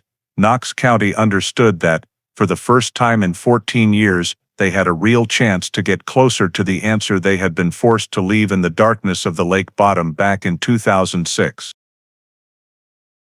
Immediately after the DNA confirmed the remains belonged to Marshall Boyd and the cold case file was officially reactivated, the Boyd Task Force moved to the most critical step: processing the crime scene where the body was discovered. Although the bone fragments had already been collected earlier to prevent loss due to fluctuating water levels, the rock crevice area, marked as RZ4 on the 2006 hydrology map, still had to be treated as a death scene with full forensic protocol. On a clear early September morning in 2020, the forensic team returned to Laurel River Lake, along with veteran investigators Brewer and Sheriff Holt. Knox, in his advisory role, stood back, observing each step as if rewinding to 14 years earlier. But this time, the water surface no longer concealed anything. As the team positioned the floating platform near the crevice, the first thing they noticed was that the actual location of the remains was offset by nearly 40 meters from the position Elena had described in 2006. She had said Boyd was standing right at the edge of the boat dock, not more than a few steps away, but the recovery site was deep in the steep submerged rock area, out of sight from the dock at night and more than 60 meters from the trail. This became the first inconsistency flagged by the task force on the scene map. Discrepancy A, actual recovery site inconsistent with witness statement. However, under the new protocol, no one was allowed to speculate at the scene. The sole task was documentation. As the forensic team closely examined the rock ledge where the skull and ribs had been found, they immediately noticed an anomaly. One of the ribs, temporarily labeled RZ4R2, had a sharp-edged fracture unlike the type caused by natural decomposition in water. Technician Alvarez, experienced in bone trauma analysis, used a handheld magnifying glass to examine the fracture surface and noted, fracture margin shows perimortem characteristics, potential external force applied before or at time of death. Though not a final forensic conclusion, it confirmed at least one sign of external force on Boyd's body before the remains ended up in the crevice. Not far away, near the ledge recess where the ribs were collected, the forensic team discovered a 12-inch metal object covered in algae and mineral deposits. After initial cleaning with lake water, the familiar shape of a hunting knife emerged, steel blade rusted but the tip intact. The wooden handle, though partially rotted, still clearly showed the engraved initials MB, the abbreviation Boyd, commonly carved on his personal items, according to his brother. The knife was labeled for seizure, item RZ4Tool01, location Fisher Shelf. Right beside where the knife was found, a small silver-colored metal object was discovered, wedged between two rock slabs. The technician used long forceps to retrieve it, gently rinsing with specialized solution, revealing a faded red lighter with most of its paint chipped away. On the surface, though faint, the engraved initials, EH, were visible, matching Elena Harris's name. This item was sealed as item RZ4/02. No conclusions were drawn on site. Holt reminded the team, "We only collect, we do not interpret." However, the presence of personally marked items belonging to both Boyd and Elena near the remains was noted in the scene log under associated but undetermined relevance. Meanwhile, Brewer re-examined the crevice structure using depth gauges and a small cabled probe camera. He recorded that the section where the body was found had no easy access from the boat dock. For an object to fall in, it would have to slide down the steep natural rock slope inclining northeast. This was consistent with an accidental fall into the water, but it also left open another possibility. The body moved by initial force before water pulled it into the crevice. But adhering to protocol, Brewer only recorded retention slope significant, entry mechanism indeterminate. While inspecting the interior crevice area, technician Carter discovered an additional fabric fragment lodged under an adjacent rock layer about 2 feet from the collected ribs. The fabric was dark blue, waterlogged for years, causing the fibers to fray, but the small stripe pattern remained clear. When compared to archived 2006 documents, Knox recognized it as the type of fabric from the police uniform Boyd wore the night he disappeared. This fragment was labeled item RZ4 Textile 03. Not evidence of a crime, but confirmation that Boyd's clothing had been torn by force before or during the body's descent into the crevice. After nearly 3 hours of scene processing, the collected evidence inventory included skull portion, ribs, Boyd's hunting knife, lighter engraved police uniform fabric fragment, bottom sediment microparticles, and comprehensive photographs of the discovery location. Each item was sealed in specialized containers and placed in a refrigerated safe for transport to Lexington. Before leaving the lake, Holt ordered full 3D photography of the area to create a scene model adjusted for current water levels. When all procedures were complete and the floating platform retracted, Holt read aloud the only conclusion allowable in the log at that time. Scene confirms body location inconsistent with 2006 witness statement. Signs of external force on bone, cause undetermined. Items associated with victim and witness collected for analysis. No interpretation at scene. Knox looked down at the crevice one last time. 14 years earlier, he had stood on the dock just dozens of meters to the west, searching for an answer to give the Boyd family. Today, the crevice had revealed the secret the water had long hidden, but the story it told was still incomplete, and all the task force could do for now was document every detail.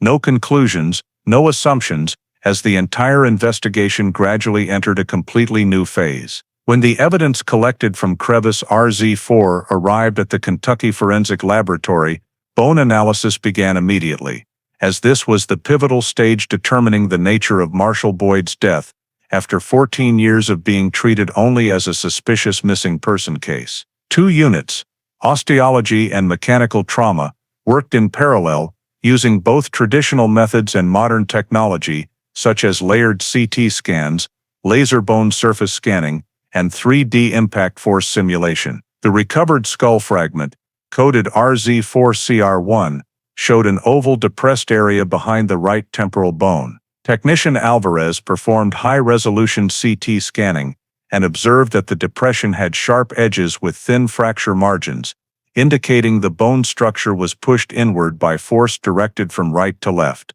This was not the type of injury typical of random impact during a fall onto rocks, as free-fall impact in water usually produces radiating or crescent-shaped cracks, rather than a deep vertical depression like this. Alvarez noted in the preliminary report, depressed skull fracture.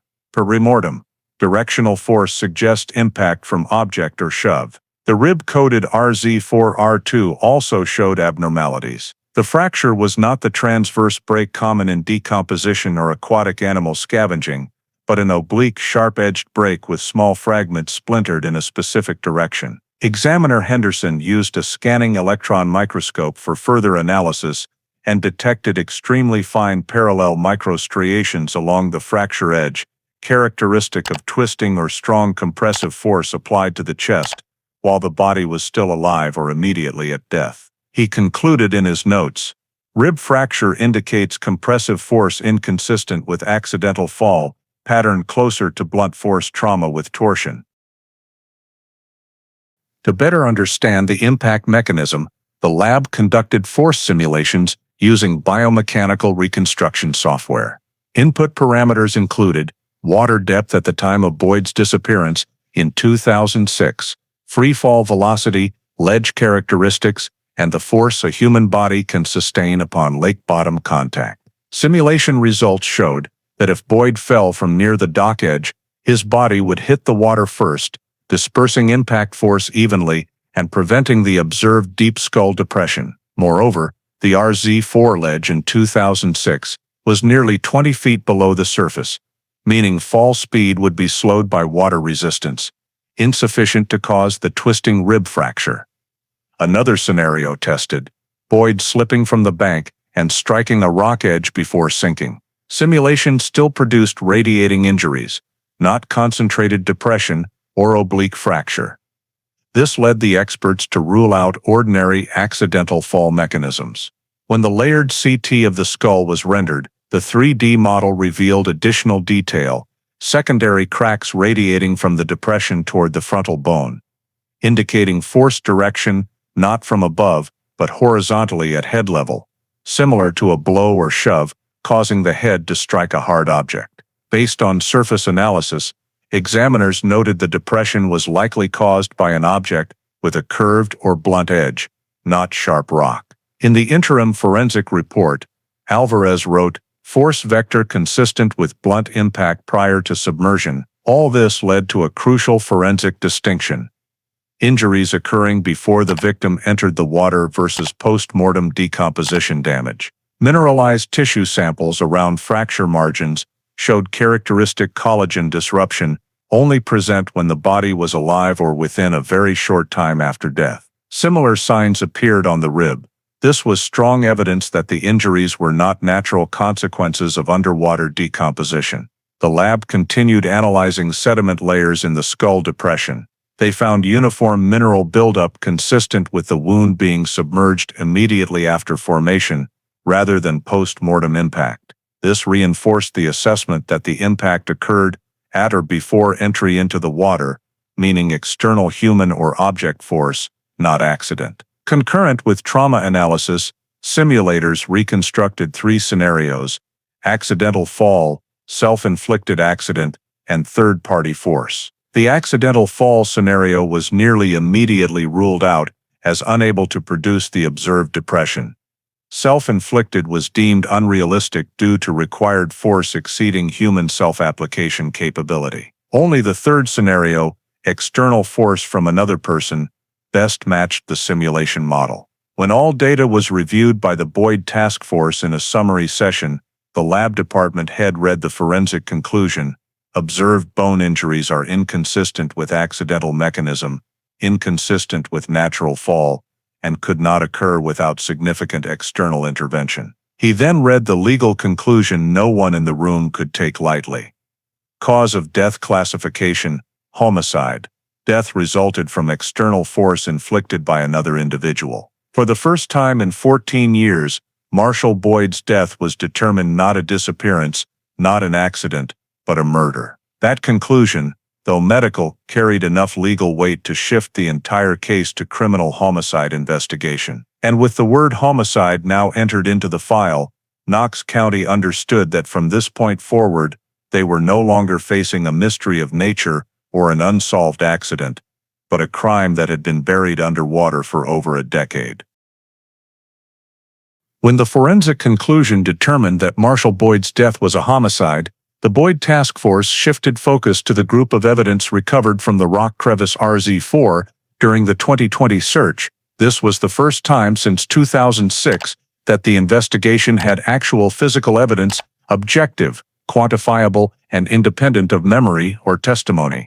The Lexington Evidence Laboratory received 3 primary items: a hunting knife engraved with MB, a red lighter inscribed with EH, and a piece of police uniform fabric. They also received mud sediment samples collected from the rock ledge where the body was found. The goal determined which items were linked to the victim, which were connected to Elena, and most importantly, which directly contradicted the 2006 statements. The first item analyzed was Boyd's hunting knife, cataloged as RZ4 Tool 01. After cleaning the mineral buildup using low-frequency ultrasonic methods to avoid destroying microscopic traces, the lab proceeded with the process of searching for latent fingerprints on the metal surface. Many assumed fingerprints would be completely erased after 14 years underwater, but modern techniques can recover touch DNA. DNA left from microscopic skin cells. The results caught the attention of the entire lab team. The sample from the knife handle contained 2 mixed DNA sources. One matched Boyd's DNA, which was entirely expected. But the second matched Elena Harris's DNA. What prompted examiner Reeves to flag the report in red was not the presence of Elena's DNA, since she admitted knowing Boyd, but the location where it appeared right at the finger guard edge at the top of the handle, in an area where a person using the knife properly would not place their hand. If Elena had simply held the knife to hand it to Boyd, or moved it casually, her DNA would appear on the middle of the handle. But it was at the junction between the handle and the blade guard, a position associated with jerking, pulling, or gripping tightly in an abnormal situation. Reeves wrote in the report, "Touch DNA placement inconsistent with casual or normal handling may indicate high-pressure contact or struggle-related grip." The task force noted this as the first physical data inconsistent with Elena's statement that she never touched Boyd's knife that night. The second item was the red lighter. Cataloged as RZ4 per 02, bearing the initials DNA analysis involved tape-lift sampling of epidermal cells from the surface. Results: the DNA on the lighter matched Elena's completely, as predicted. But more importantly, the lighter's surface retained skin oils and fine fabric dust, indicating it had not just fallen into the water for seconds or minutes. It had been trapped in the crevice with the body for a long period. The lighter was found with the paint still intact on the side, bearing corresponding to the position shielded by the rock in the crevice. This forced the task force to record a clear contradiction. Elena stated she did not drop any belongings the night Boyd disappeared, and specifically that she was not carrying a lighter. This was the second contradiction, flagged as object possession discrepancy. The third item, the piece of police uniform fabric, catalogued as RZ4 Textile 03, was analyzed for fiber structure. Under the scanning electron microscope, the polyester fibers showed tearing in a strong pulling direction, not natural decomposition. The tear edges had twisted broken fibers, and some strands bent in the direction of the pulling force. This was documented in the evidence report. Tear pattern suggests active force applied, not consistent with passive degradation. Though the fabric could not identify the perpetrator, it confirmed that Boyd's clothing had been subjected to force before, or as it entered the water. After analyzing each item individually, the lab moved to the critical step, comparing the mud and sediment adhering to the knife, lighter, and fabric. This was a new technique compared to 2006. The mud samples from RZ4 were analyzed for mineral composition, high concentrations of kaolinite, fine-grained feldspar, and traces of dead cyanobacteria, characteristic of the northeastern submerged rock area when water levels drop deeply. When comparing the mud on the knife and lighter, the results matched perfectly: 96% identical mineral composition, consistent with the sediment present in the crevice where the body was found. This indicated the knife and lighter had been in the same location as the body for an extended time, not washed in later. Thus, the three analysis groups, DNA, contact traces, and sediment composition, all pointed to the same conclusion: the evidence items were directly linked to the body's location and time of death. When the task force met to synthesize the results, Merritt wrote 3 concise lines on the board: 1. Elena DNA on knife, position inconsistent with casual grip. 2. Elena lighter, found with remains, contradicts 2006 statement. 3. Sediment match, objects present at time of submersion. This was the first time in the entire case that objective evidence, independent of statements, emerged, showing that Elena's 2006 account did not fully reflect the truth of what happened at the dock. No one in the room jumped to conclusions. Determining criminality remained a later step, but as Holt looked at the data board, he noted in the investigation minutes, for the first time since 2006, objective evidence directly contradicts witness account. Further inquiry required. For 14 years, Laurel Lake had shown them only silence. But in 2020, it began to speak, through bone, through rusted steel, through the thin layer of mud clinging to the evidence. And what it revealed, for the first time, did not match the words of the only person who had been with Boyd on his final night. When the Boyd task force had both the 2020 forensic data and all the 2006 statements, search records, and scene files, their next task was to conduct a critical process: forensic cross-comparison between the two periods, 14 years apart, to assess the accuracy of Elena Harris's statements, the only person present with Boyd in the final minutes before he vanished. This comparison was not intended to charge anyone, Holt emphasized repeatedly, but to objectively evaluate whether the emerging contradictions could be explained by psychological factors, memory distortion, or stress intensity, or whether they were inexplicable by science and physical evidence. As the analysis began, Merritt stood before the whiteboard, listing a number that silenced the entire team: 17 major inconsistencies between the 2006 statements and the new forensic data. The first, and most significant, concerned Boyd's position. Elena insisted. He was standing right at the edge of the dock, no more than a few steps from her, but the body's location was more than 40 meters straight line and 60 meters along the submerged rock slope from the dock. The 2020 terrain analysis showed no natural mechanism that would allow a body to drift freely from the position Elena described to RZ4 without getting caught in mud or rocks in the shallower layers near the dock. This was a contradiction inexplicable by memory error. The second involved direction of movement. In 2006, the footprint sequence FP1 to FP10 showed a man moving northwest, completely opposite the direction Elena described as Boyd, not going far from the dock at all.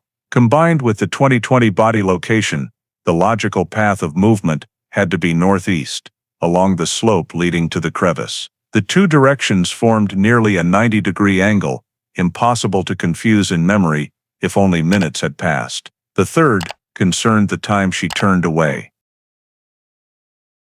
Elena said she turned for a few seconds, then in her second statement, revised it to about half a minute. Footprint analysis showed an abnormal gap between FP4 and FP5, equivalent to a nearly 1 meter stride, suggesting a change in motion or someone running to avoid something. If Boyd moved quickly out of sight, Elena would have had to turn away for considerably longer. This difference, viewed through forensics, became a quantifiable contradiction. Fourth, Elena said, she never went down the trail, never stepped off the dock, yet her lighter with her mixed DNA was found in the RZ4 crevice, more than half a mile by water from the dock, and deep in a structure no one accessed in 2006. The lab concluded the lighter had been there for years, impossible to have drifted from the dock, meaning at some point it had been near the body.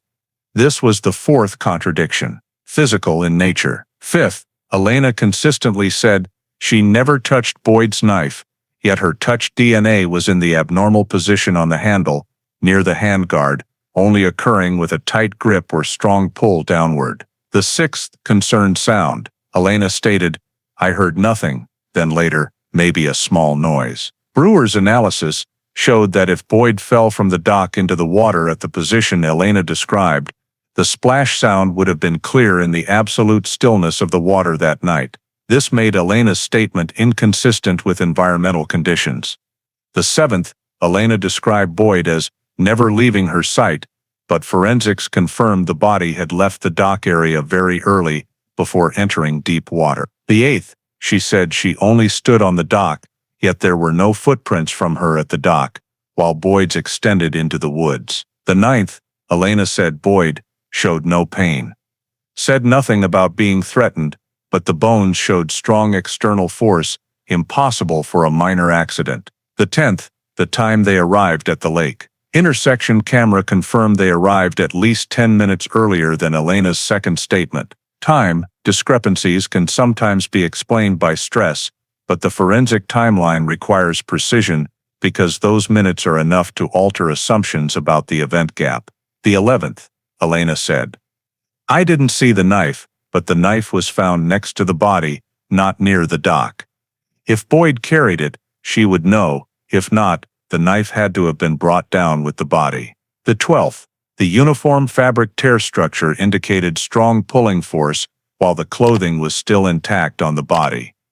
But Elena never mentioned any physical interaction. The 13th, she described Boyd as calm, composed, but the rib fracture pattern showed strong impact to the chest, inconsistent with standing still on the dock. The 14th, Elena described the night as very dark, but 2006 weather data recorded a near full moon, bright enough to clearly see the water surface. This directly affected observation capability. The 15th, the position she claimed, I never went to, matched the sediment map consistent with mud on her lighter, showing the item had been in the same environment. The 16th, Elena described the distance between her and Boyd as 2-3 steps, but footprints showed he moved much farther before disappearing. And the 17th, which Merritt called the foundational contradiction, if everything Elena stated was true, the mechanism of falling into the water would have led the body to the shallow mud zone, searched most thoroughly in 2006. But the body was in the deep crevice, only reachable if the body moved rapidly before sinking.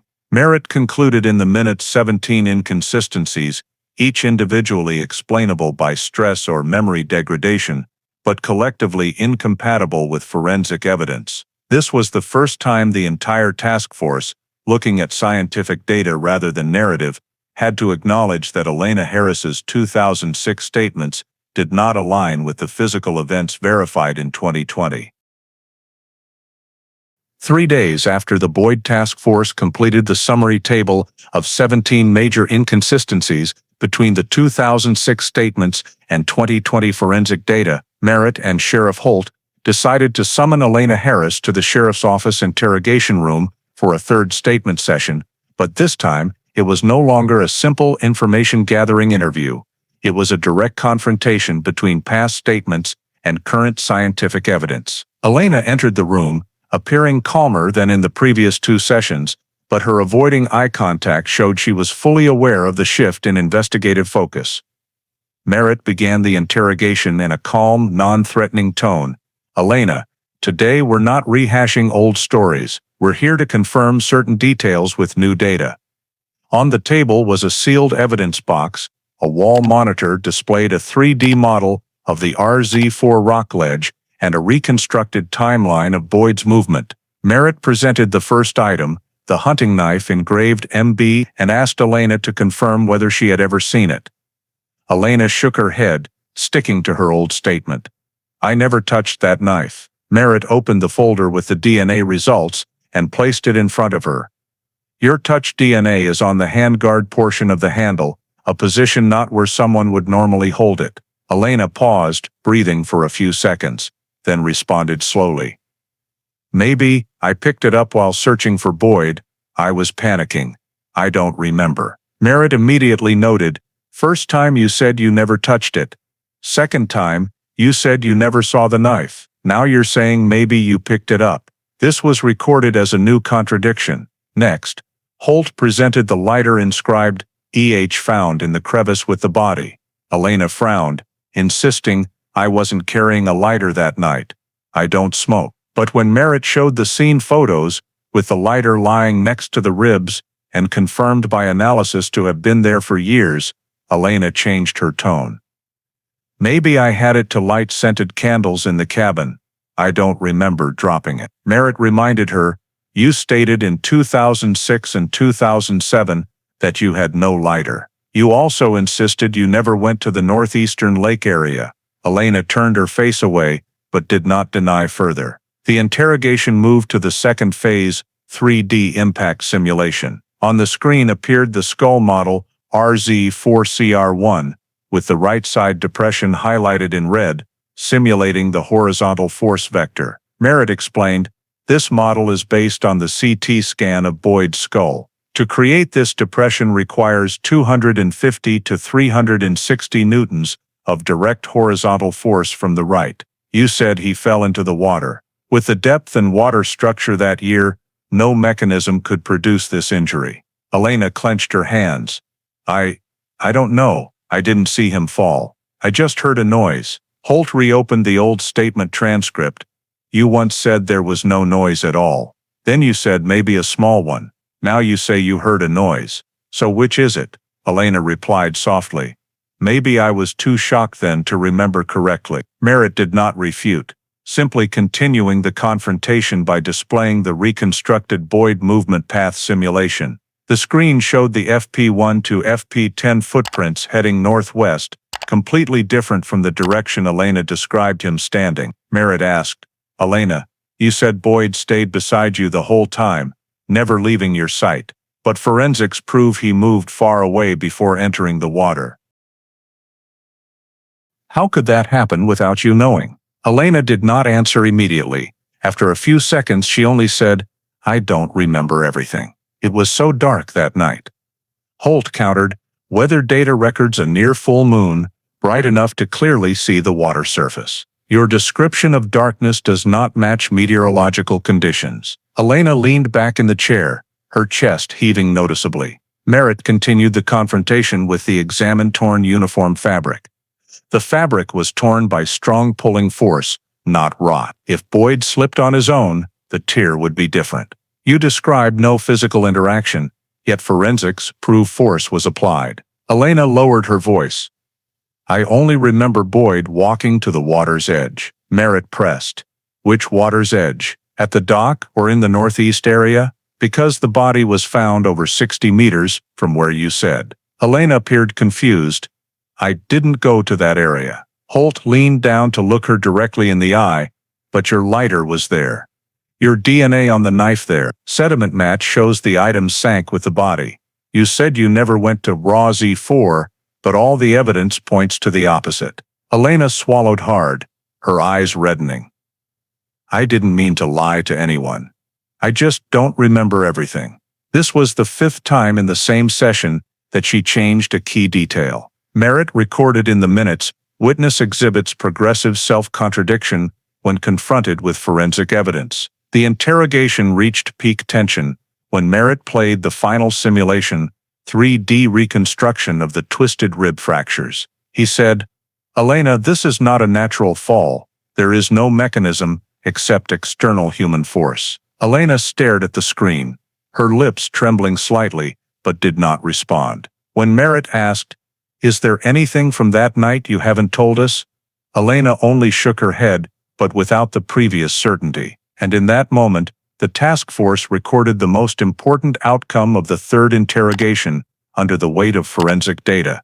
Elena Harris's statements were not only inconsistent, they self-contradicted for the first time right in front of the investigators. 3 days after Elena Harris's 3rd interrogation, the 2nd-floor conference room at the sheriff's office became the venue for the Boyd Task Force's final synthesis meeting before making a legal recommendation. On the table were all the files organized by category: 2020 evidence, bone analysis, sediment data, 3D simulations, scene photos, Elena's statements across 3 phases, reconstructed timeline, environmental conditions from 2006 and 2020, and Brewer's reports on terrain and hydrology. Holt opened the meeting with a simple statement. Today, we assess whether this file meets the threshold for prosecution under Kentucky law. Merritt began with the evidence group, the emotionless data independent of memory. He pointed to the photo of the hunting knife next to the skull. Elena's touch DNA is in a position that only appears with strong gripping or pulling. Does not match the statement, I never touched the knife. Next was the lighter. Edam bearing E8 found in the crevice with the body. Sediment match shows it sank in 2006, not washed in later. Direct contradiction to the statement, I wasn't carrying a lighter, and didn't go to that area. Then the uniform fabric, tear from strong pulling force, incompatible with accident mechanism. Holt underlined each point in the file, 3 items of evidence, 3 clear chains of contradiction, 3 independent but mutually supporting data groups. Next came the forensic report on cause of death. Alvarez presented decisively, skull shows perimortem depression from horizontal impact force. Not an accident, ribs fractured in twisted pattern, requires significant human external force. Both patterns prove death was not from natural fall. Merritt added with the 3D simulation, no model allows the body to fall from the dock to RZ4 without getting caught on rocks or significantly slowed by water. Yet the body was deep in the crevice, in the exact retention zone no one reached in 2006. Holt recorded in the minutes cause of death, homicide. After forensics, the task force moved to timeline comparison. Mills displayed the timeline on screen. Time leaving the restaurant, arriving at the lake, movement at the dock, and footprints, FP1 to FP10. All show Boyd left the dock area 5 to 7 minutes earlier than Elena's statement. That's enough time for a confrontation to occur. Merritt emphasized, what's important is not whether the time is long or short, but the precision of the data. Cameras don't misremember. Footprints don't misremember. But Elena's statement changed 3 times. The task force shifted to environmental data. Brewer displayed the 2020 terrain map compared to 2006 hydrology. With 2006 water depth, a body falling from the dock could not reach RZ4 on its own. Only two possibilities, either strong movement before hitting water, or force from another person altering the trajectory from the dock. Holt asked, "Is there any natural mechanism that could get the body there?" Brewer answered immediately. "No, no current strong enough. No suitable slope. No mud push. The numbers are clear. No." In the conclusion on statement reliability, Merritt presented the previously discussed summary of 17 major inconsistencies. He said, "No single contradiction can be seen as proof of crime, but 17 simultaneous contradictions, all favoring the person making the statement, that is a signal impossible to ignore in criminal investigation." Holt reviewed the minutes from the third interrogation, where Elena repeatedly shifted details when confronted with scientific evidence. "I don't remember. I was panicking. Maybe I picked it up. Maybe I dropped it." These words, in the context of overwhelmingly clear forensics, showed significantly reduced statement reliability. When all data had been presented, Holt asked the final question. "Under Kentucky law, to recommend prosecution for murder in the first degree, what do we need?" Merritt answered, "We need to prove death resulted from intentional action or conduct creating high risk of death. Motive is not required at this stage, only proof of death mechanism and direct involvement of an individual." Alvarez added, "Forensics has provided the death mechanism homicide by external force, no accident."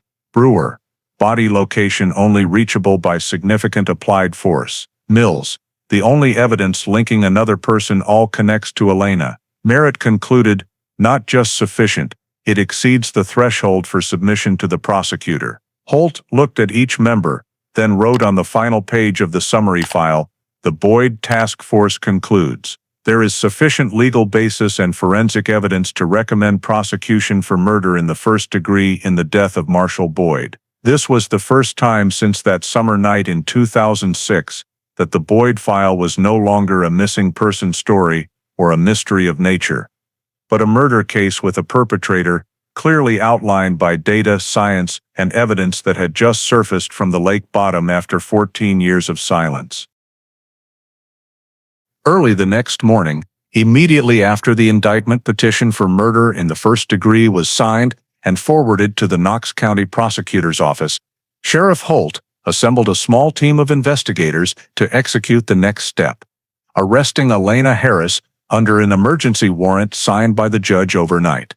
At 6:12 a.m., 3 patrol vehicles, sirens off but hazard lights flashing, slowly rolled down the tree-lined road leading to the cabin area where Elena was temporarily staying. The arrest procedure required the presence of at least 2 officers and 1 supervising investigator. Holt personally joined to ensure every step complied with due process. As the vehicles reached the cabin, the team deployed. 1 officer approached the front door, another covered the rear exit, and Holt positioned himself in the middle as the announcing party. Elena opened the door after 3 knocks. She was wearing a thin jacket, her hair hastily tied back, her face showing confusion upon seeing the entire team on the porch. Holt kept his voice calm and stated, "Elena Harris, pursuant to a warrant issued by the Knox County Court, you are under arrest for murder in the first degree in connection with the death of Marshall Boyd. You have the right to remain silent. Anything you say can and will be used against you in court. You have the right to an attorney. If you cannot afford an attorney, one will be appointed for you."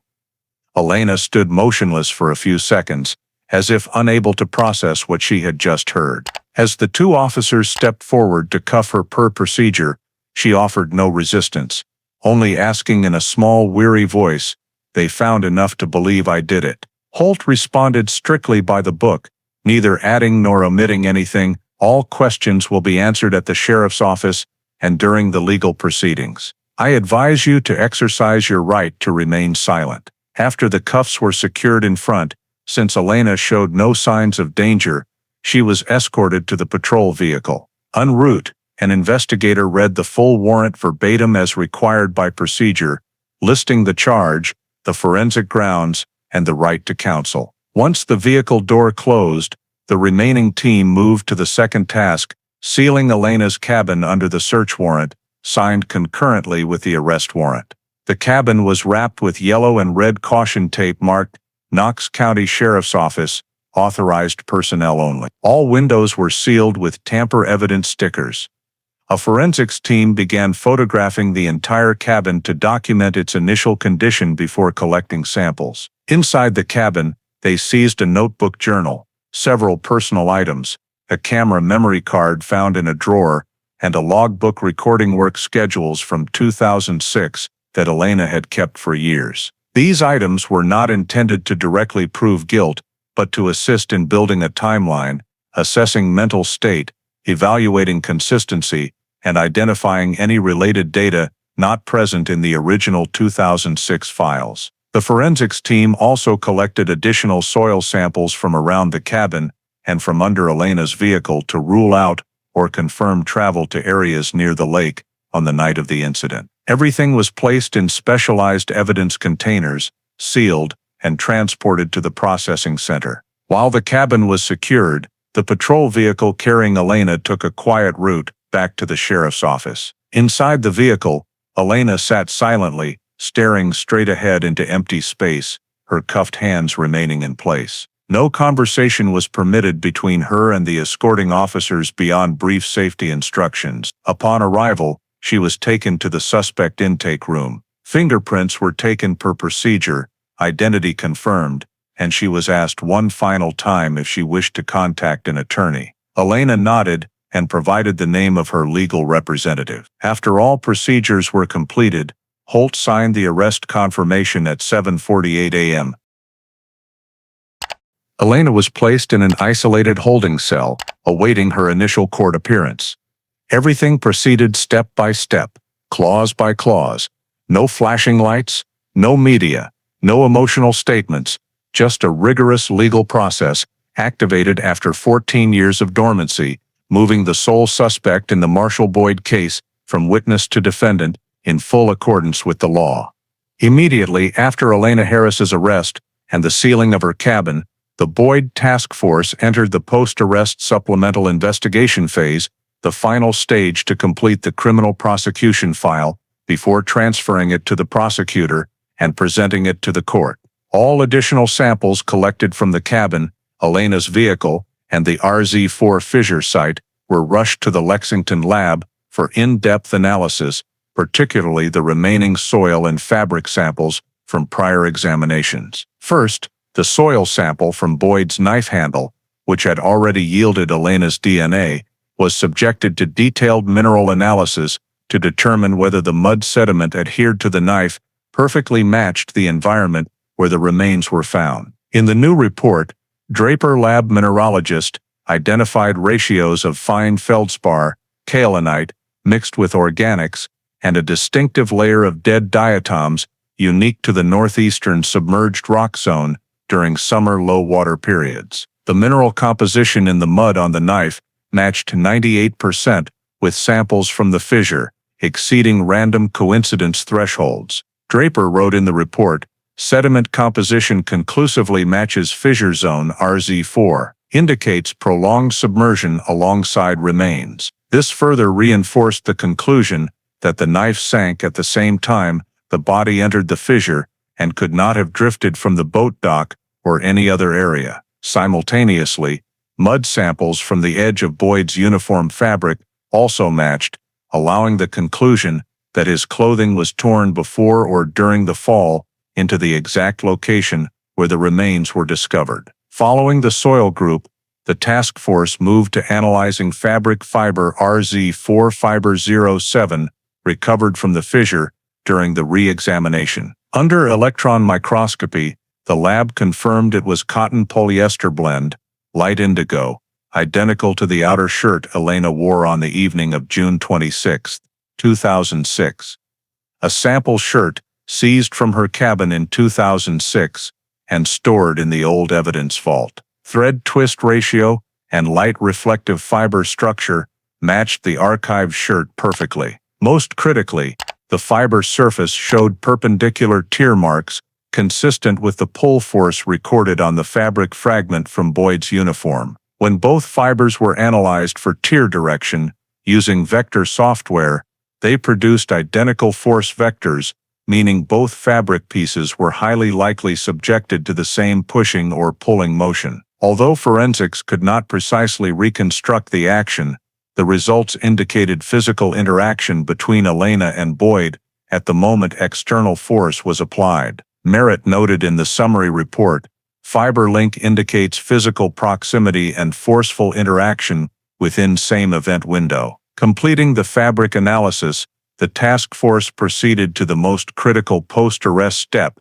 reconstructing the perpetrator's movement path based on new evidence. Mills and Brewer collaborated to create a 3D movement map incorporating three factors: the 2006-foot print trail FP1 to FP10, 2020 evidence locations, and simulations of slope and water flow at the time of the incident. They placed each item of evidence on the map: knife at 4.1 meters deep in the fissure, lighter beside the rib plate, fiber on the lower rock layer, mud on knife and lighter matching the site. When all data were entered, the model produced the single highest probability movement path. Perpetrator and victim left the dock along the narrow northern forest trail, then conflict occurred at the rock ledge edge. The skull impact matched Boyd, standing close to a blunt-edged rock zone. Rib fractures followed a twisting pattern consistent with being pushed off balance. After the external force, Boyd's body fell into deep water, leading directly into fissure RZ4. Mills noted in the report that the weak 2006 current, due to stagnant seasonal water, caused the remains to lodge in the fissure for nearly 14 years. Most importantly, the 3D map allowed inference that the perpetrator exited the scene via a western forest loop, not returning to the dock, as Elena claimed. This explained the absence of return footprints to the dock and why Elena's description of turning away for a few seconds did not match the actual time required to reach the conflict zone. When the completed model was presented in the sheriff's office briefing room, Holt clearly saw the pivotal point. Every forensic datum, from mud to fibers, evidence positions to fall trajectory, converged on a single scenario involving active, close presence and external force from a second person. Merritt wrote in the summary sent to prosecution, "This reconstructed movement pattern contradicts the witness's statement and strongly indicates deliberate involvement." After finalizing all reports, the task force stamped the supplemental investigation file complete and moved to the final phase, preparing the formal prosecution documents, a thick dossier built not on speculation but on quantitative data, scientific modeling, and physical traces, all surfacing from the lake after 14 years of silence. Not long after the supplemental investigation file was completed and transferred to the Knox County Prosecutor's Office, the Kentucky State Court scheduled the preliminary hearing, a procedural step to determine whether sufficient evidence existed to proceed with the case. Commonwealth. Elena Harris to a full jury trial. That morning, courtroom 2 was packed with investigators, forensic experts, and attorneys representing both sides. Elena was brought in handcuffed before the cuffs were removed at the defense table. Her face was pale, her eyes avoiding contact with task force members. Judge Caldwell entered, gavels were struck, and Prosecutor Marshall began his presentation. He did not open with emotion or conjecture, but with what the court valued most: science. The first witness called was Dr. Alvarez, head of skeletal examination, who had analyzed the skull and rib samples from RZ4. As he was sworn in, the large screen behind displayed the 3D skull model of Boyd. Marshall asked, "Doctor, please describe the nature of the injuries found on the victim's skull." Alvarez replied concisely but sharply, "This is a perimortem depression formed by direct external force to the right temporal region, inconsistent with accidental fall into water or random impact." He further explained that the 2006 water depth and submerged ledge characteristics could not generate sufficient force for such fracturing. When cross-examined by defense counsel, Alvarez held firm, "No accident model explains this injury. It is the result of intentional act or external force from another person." Next, prosecution called Henderson, bone fracture and biomechanics expert, to present the RZ4R2 rib fracture model. Henderson described the oblique, sharp-edged breaks and signs of torsional force. To produce this fracture pattern, he said, requires thoracic rotation combined with strong pull or push. As slides showed the torsion simulation, the courtroom fell silent. Defense asked, could water or rock cause such fractures? Henderson replied, no, this force originates from human movement. Prosecution then called the third witness, Brewer, terrain hydrology expert who participated in the 2006 search and 2020 reconstruction. Brewer displayed comparative water level and terrain maps explaining how Fisher RZ4 functioned as a natural retention zone. When defense counsel asked, is it possible the body was carried by current? Brewer answered, no, water was stagnant in this zone. The body had to be pushed or fall with northeast directed force, not along the natural path from the dock. After the forensic group, prosecution moved to the most critical component, the 3D simulation.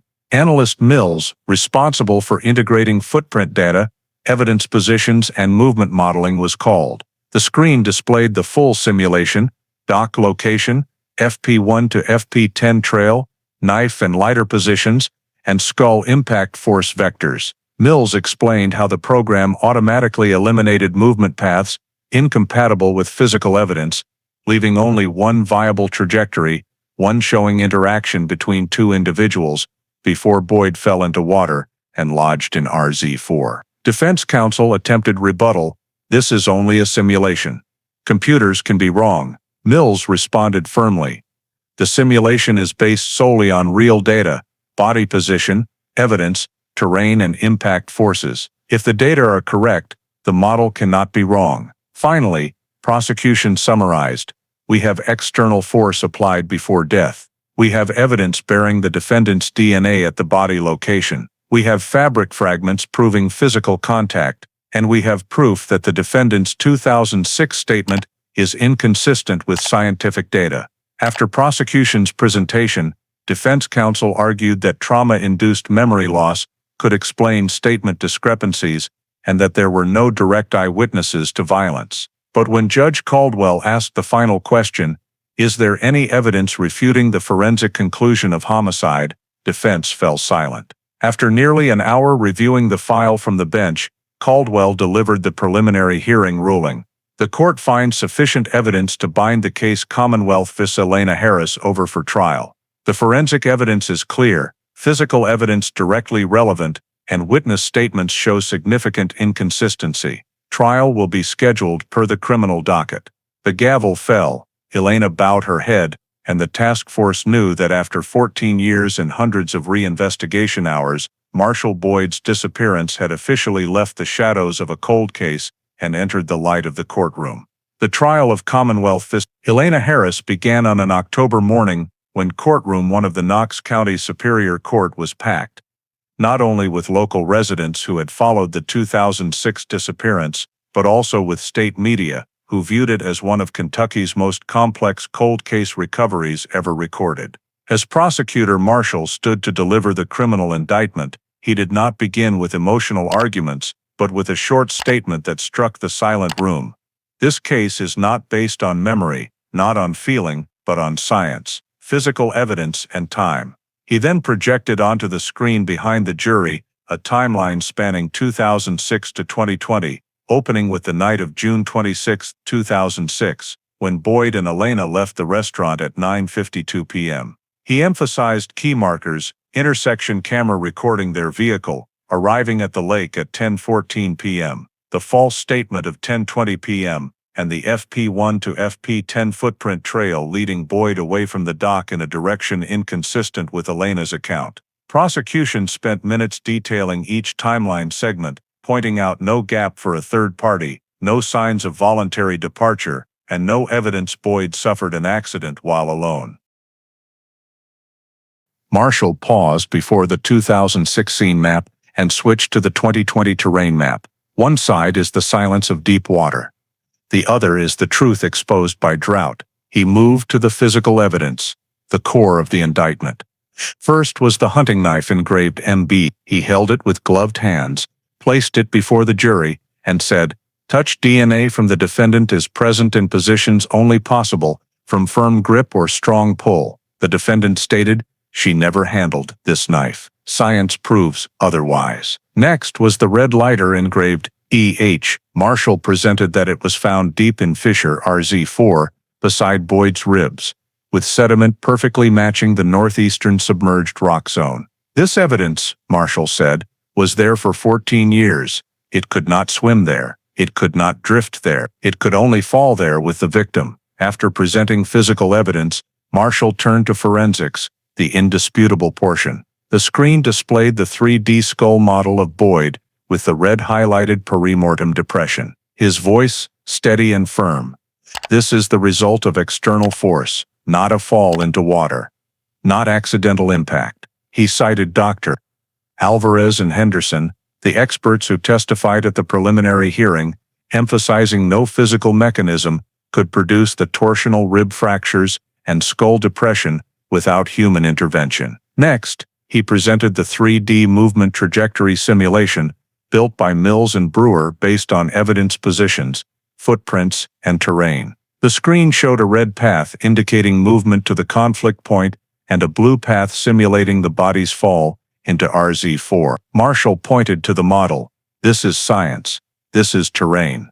This is action." Combined, they allow no accident hypothesis to exist. Prosecution stressed that elimination was conducted to forensic standards. Environmental analysis, flow, depth, buoyancy, all ruled out accident and voluntary disappearance. Boyd had no reason to leave life. Financial, health, and psychological records normal.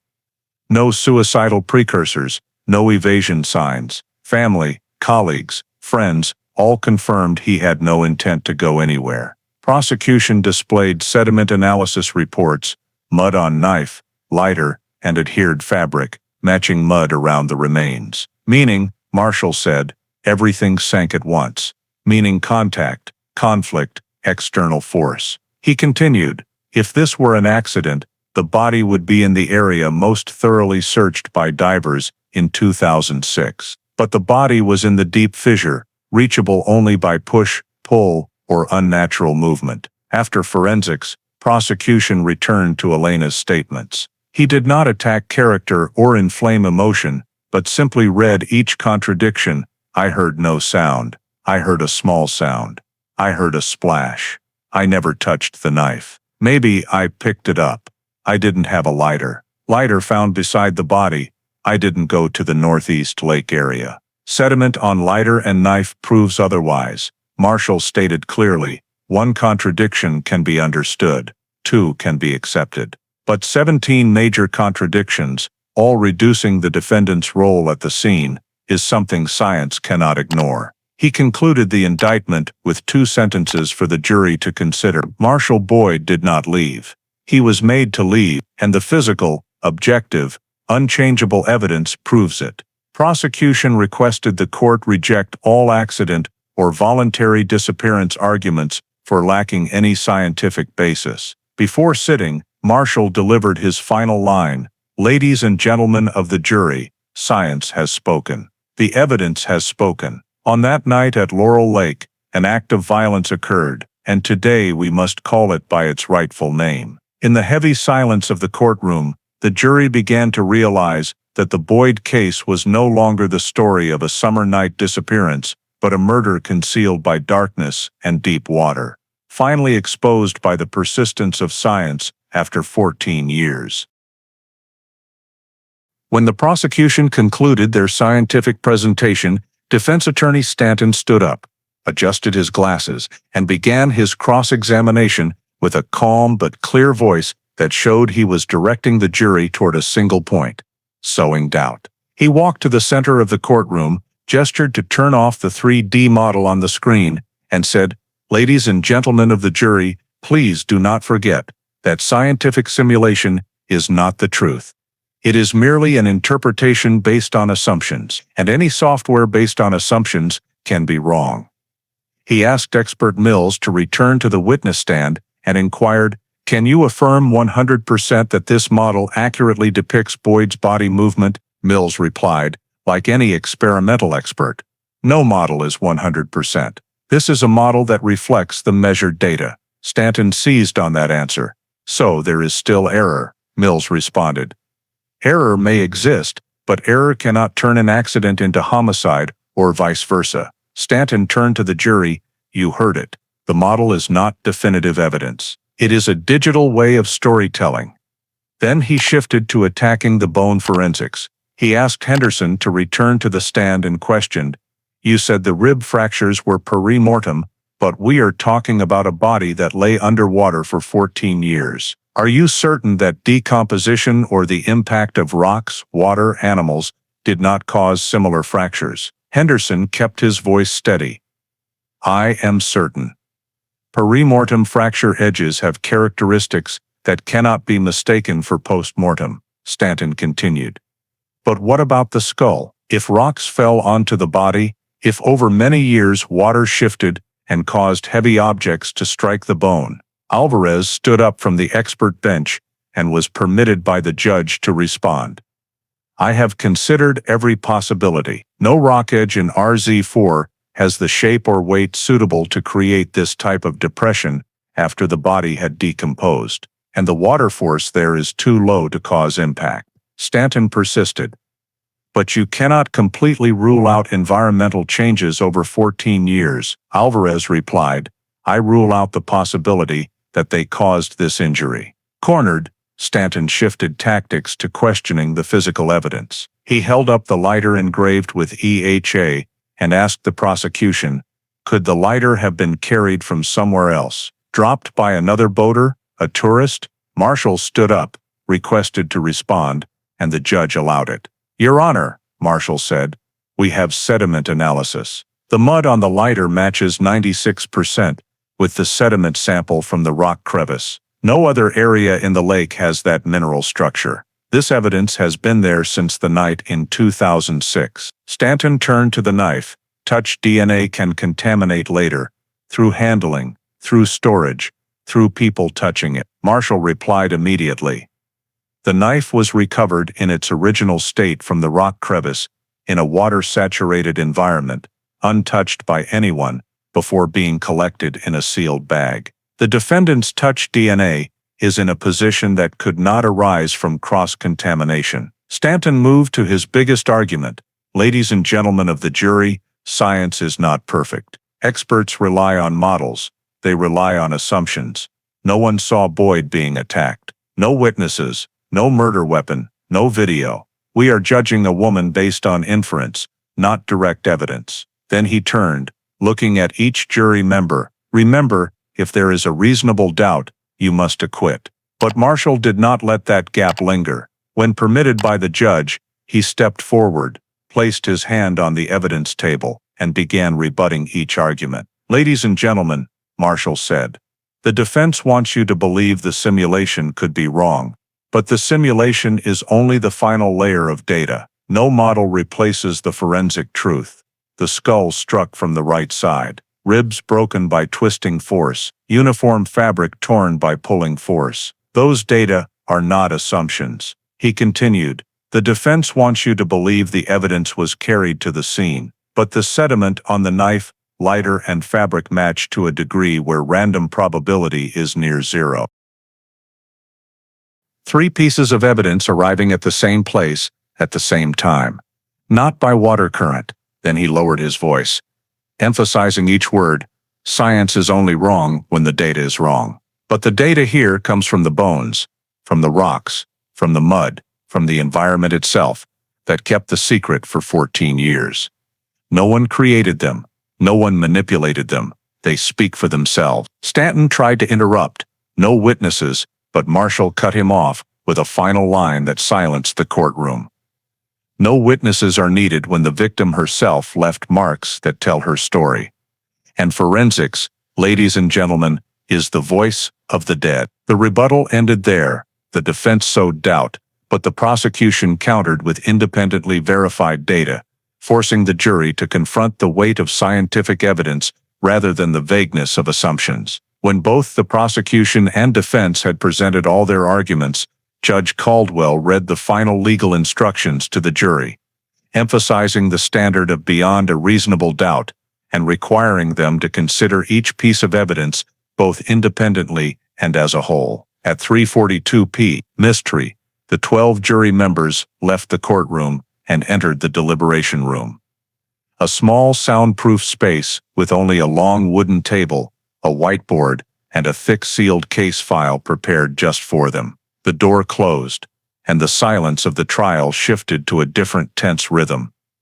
This was the only moment in the entire case where the law handed absolute decision-making power to 12 ordinary citizens. They opened the file, reviewed each photo of the RZ4 scene, each 3D simulation chart, each mineral sediment analysis table, along with photos of the skull showing the perimortem depression. One member said, "If this was an accident, why was the body in such a deep crevice?" Another replied, "I don't think an accident explains fractures like that."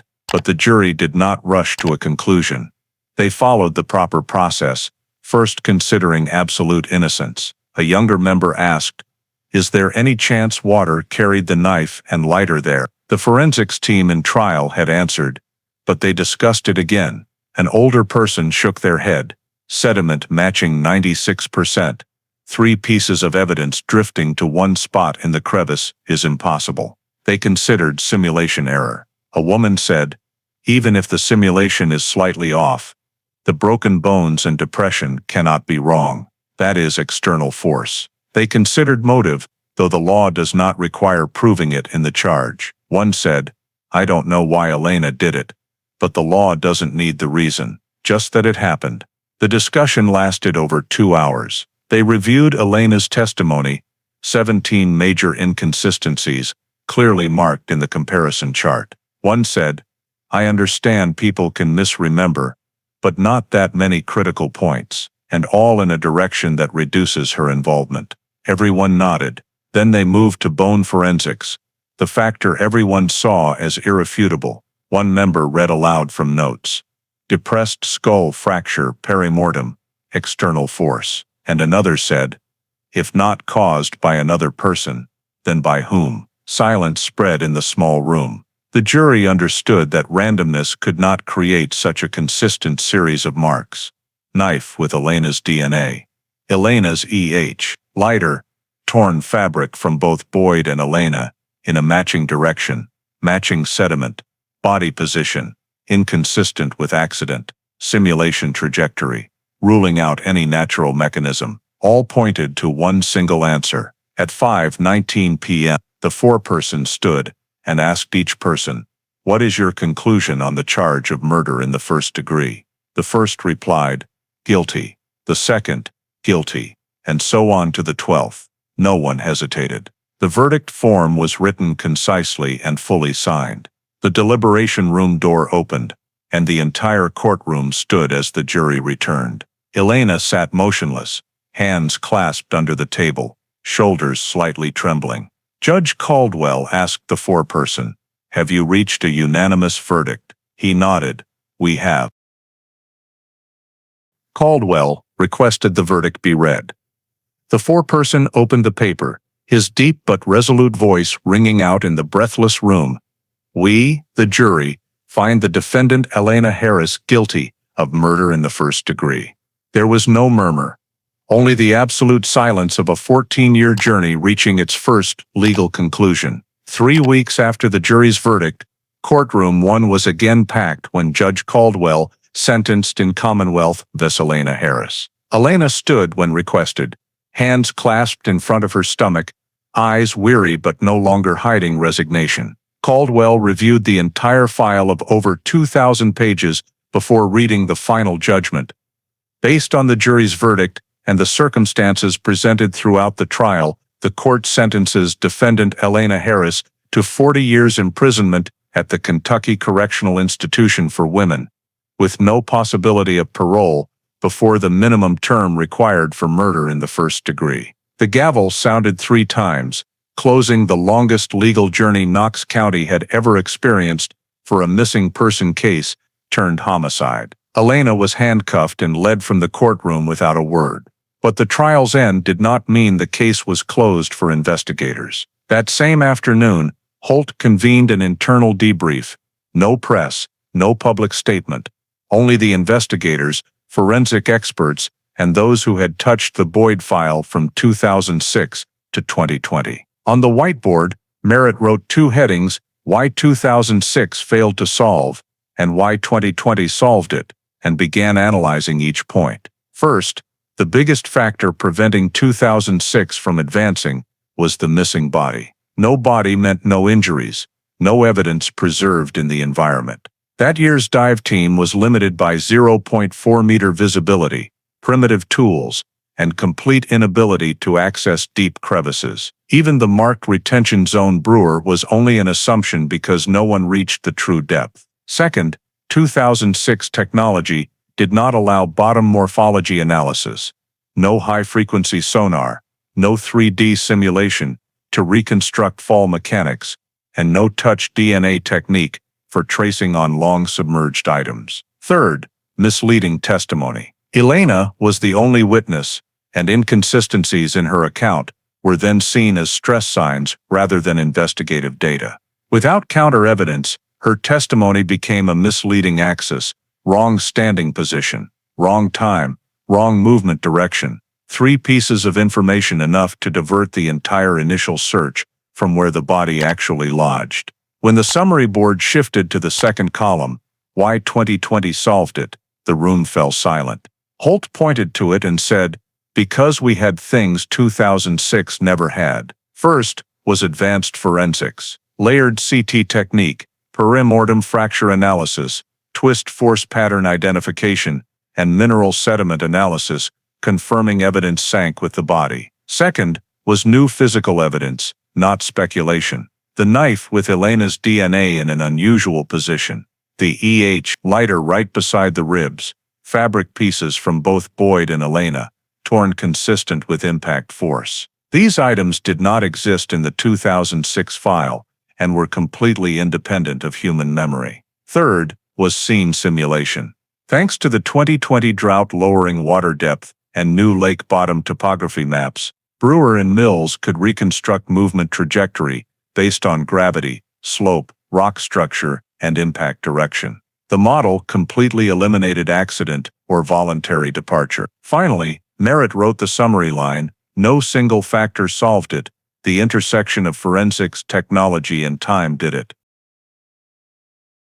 Everyone in the room understood that without the 2020 drought exposing RZ4, the case might forever remain a name in the cold case archive. Knox, who had been involved from day one, stood quietly before the summary board. He remembered the 2006 nights walking the dock with a flashlight, following footprints, searching in darkness for something he knew was just out of reach. And now, looking back at the closed case, he said softly but clearly enough for all to hear. The truth does not disappear, it only sinks to the bottom of the lake until it is found. The story of the Marshall Boyd case, a 2006 Kentucky missing person, solved after 14 years thanks to forensic advances, investigative persistence, and an unexpected environmental change, offers many important lessons for American life today. The most obvious is that in modern society, where technology advances rapidly, the truth can remain hidden for a long time, but rarely vanishes completely. Boyd's body being found only because the 2020 drought lowered Lake Laurel's water by 20 feet shows that sometimes nature itself forces the truth to surface, even after humans have given up. This is a reminder that what we consider unsolvable today may become clear tomorrow thanks to tools we do not yet have. At the same time, the case reveals the danger of relying too heavily on testimony when physical evidence is lacking, especially in early investigation. In 2006, Elena Harris's contradictory statements diverted the entire search: wrong position, wrong time, wrong movement direction. This reflects a familiar reality in the United States, that psychological pressure, faulty memory, and even self-protection can distort the legal process. Therefore, in everyday life, whether as citizens, witnesses, or community members, we must recognize that truth requires patience, transparency, and sometimes accepting the discomfort of facing reality. Finally, the most important lesson comes from investigator Knox's own summary. The truth does not disappear, it only sinks to the bottom of the lake until it is found. In the turbulent American life, where relationships, personal responsibility, and critical decisions are sometimes left unresolved or buried, that statement reminds us that honesty always has lasting value. Concealing, delaying, or avoiding may help someone get through the present. But in the end, the truth will surface through science, time, or unexpected circumstances. And when it does, the consequences are always greater than we imagine. Thank you for following to the end of this 14-year journey to rediscover the truth from the bottom of the lake. If you found this story meaningful, please subscribe so you don't miss the next cases decoded through science and persistence. See you in the next video, where we continue exploring mysteries thought buried by time, but still waiting to be told.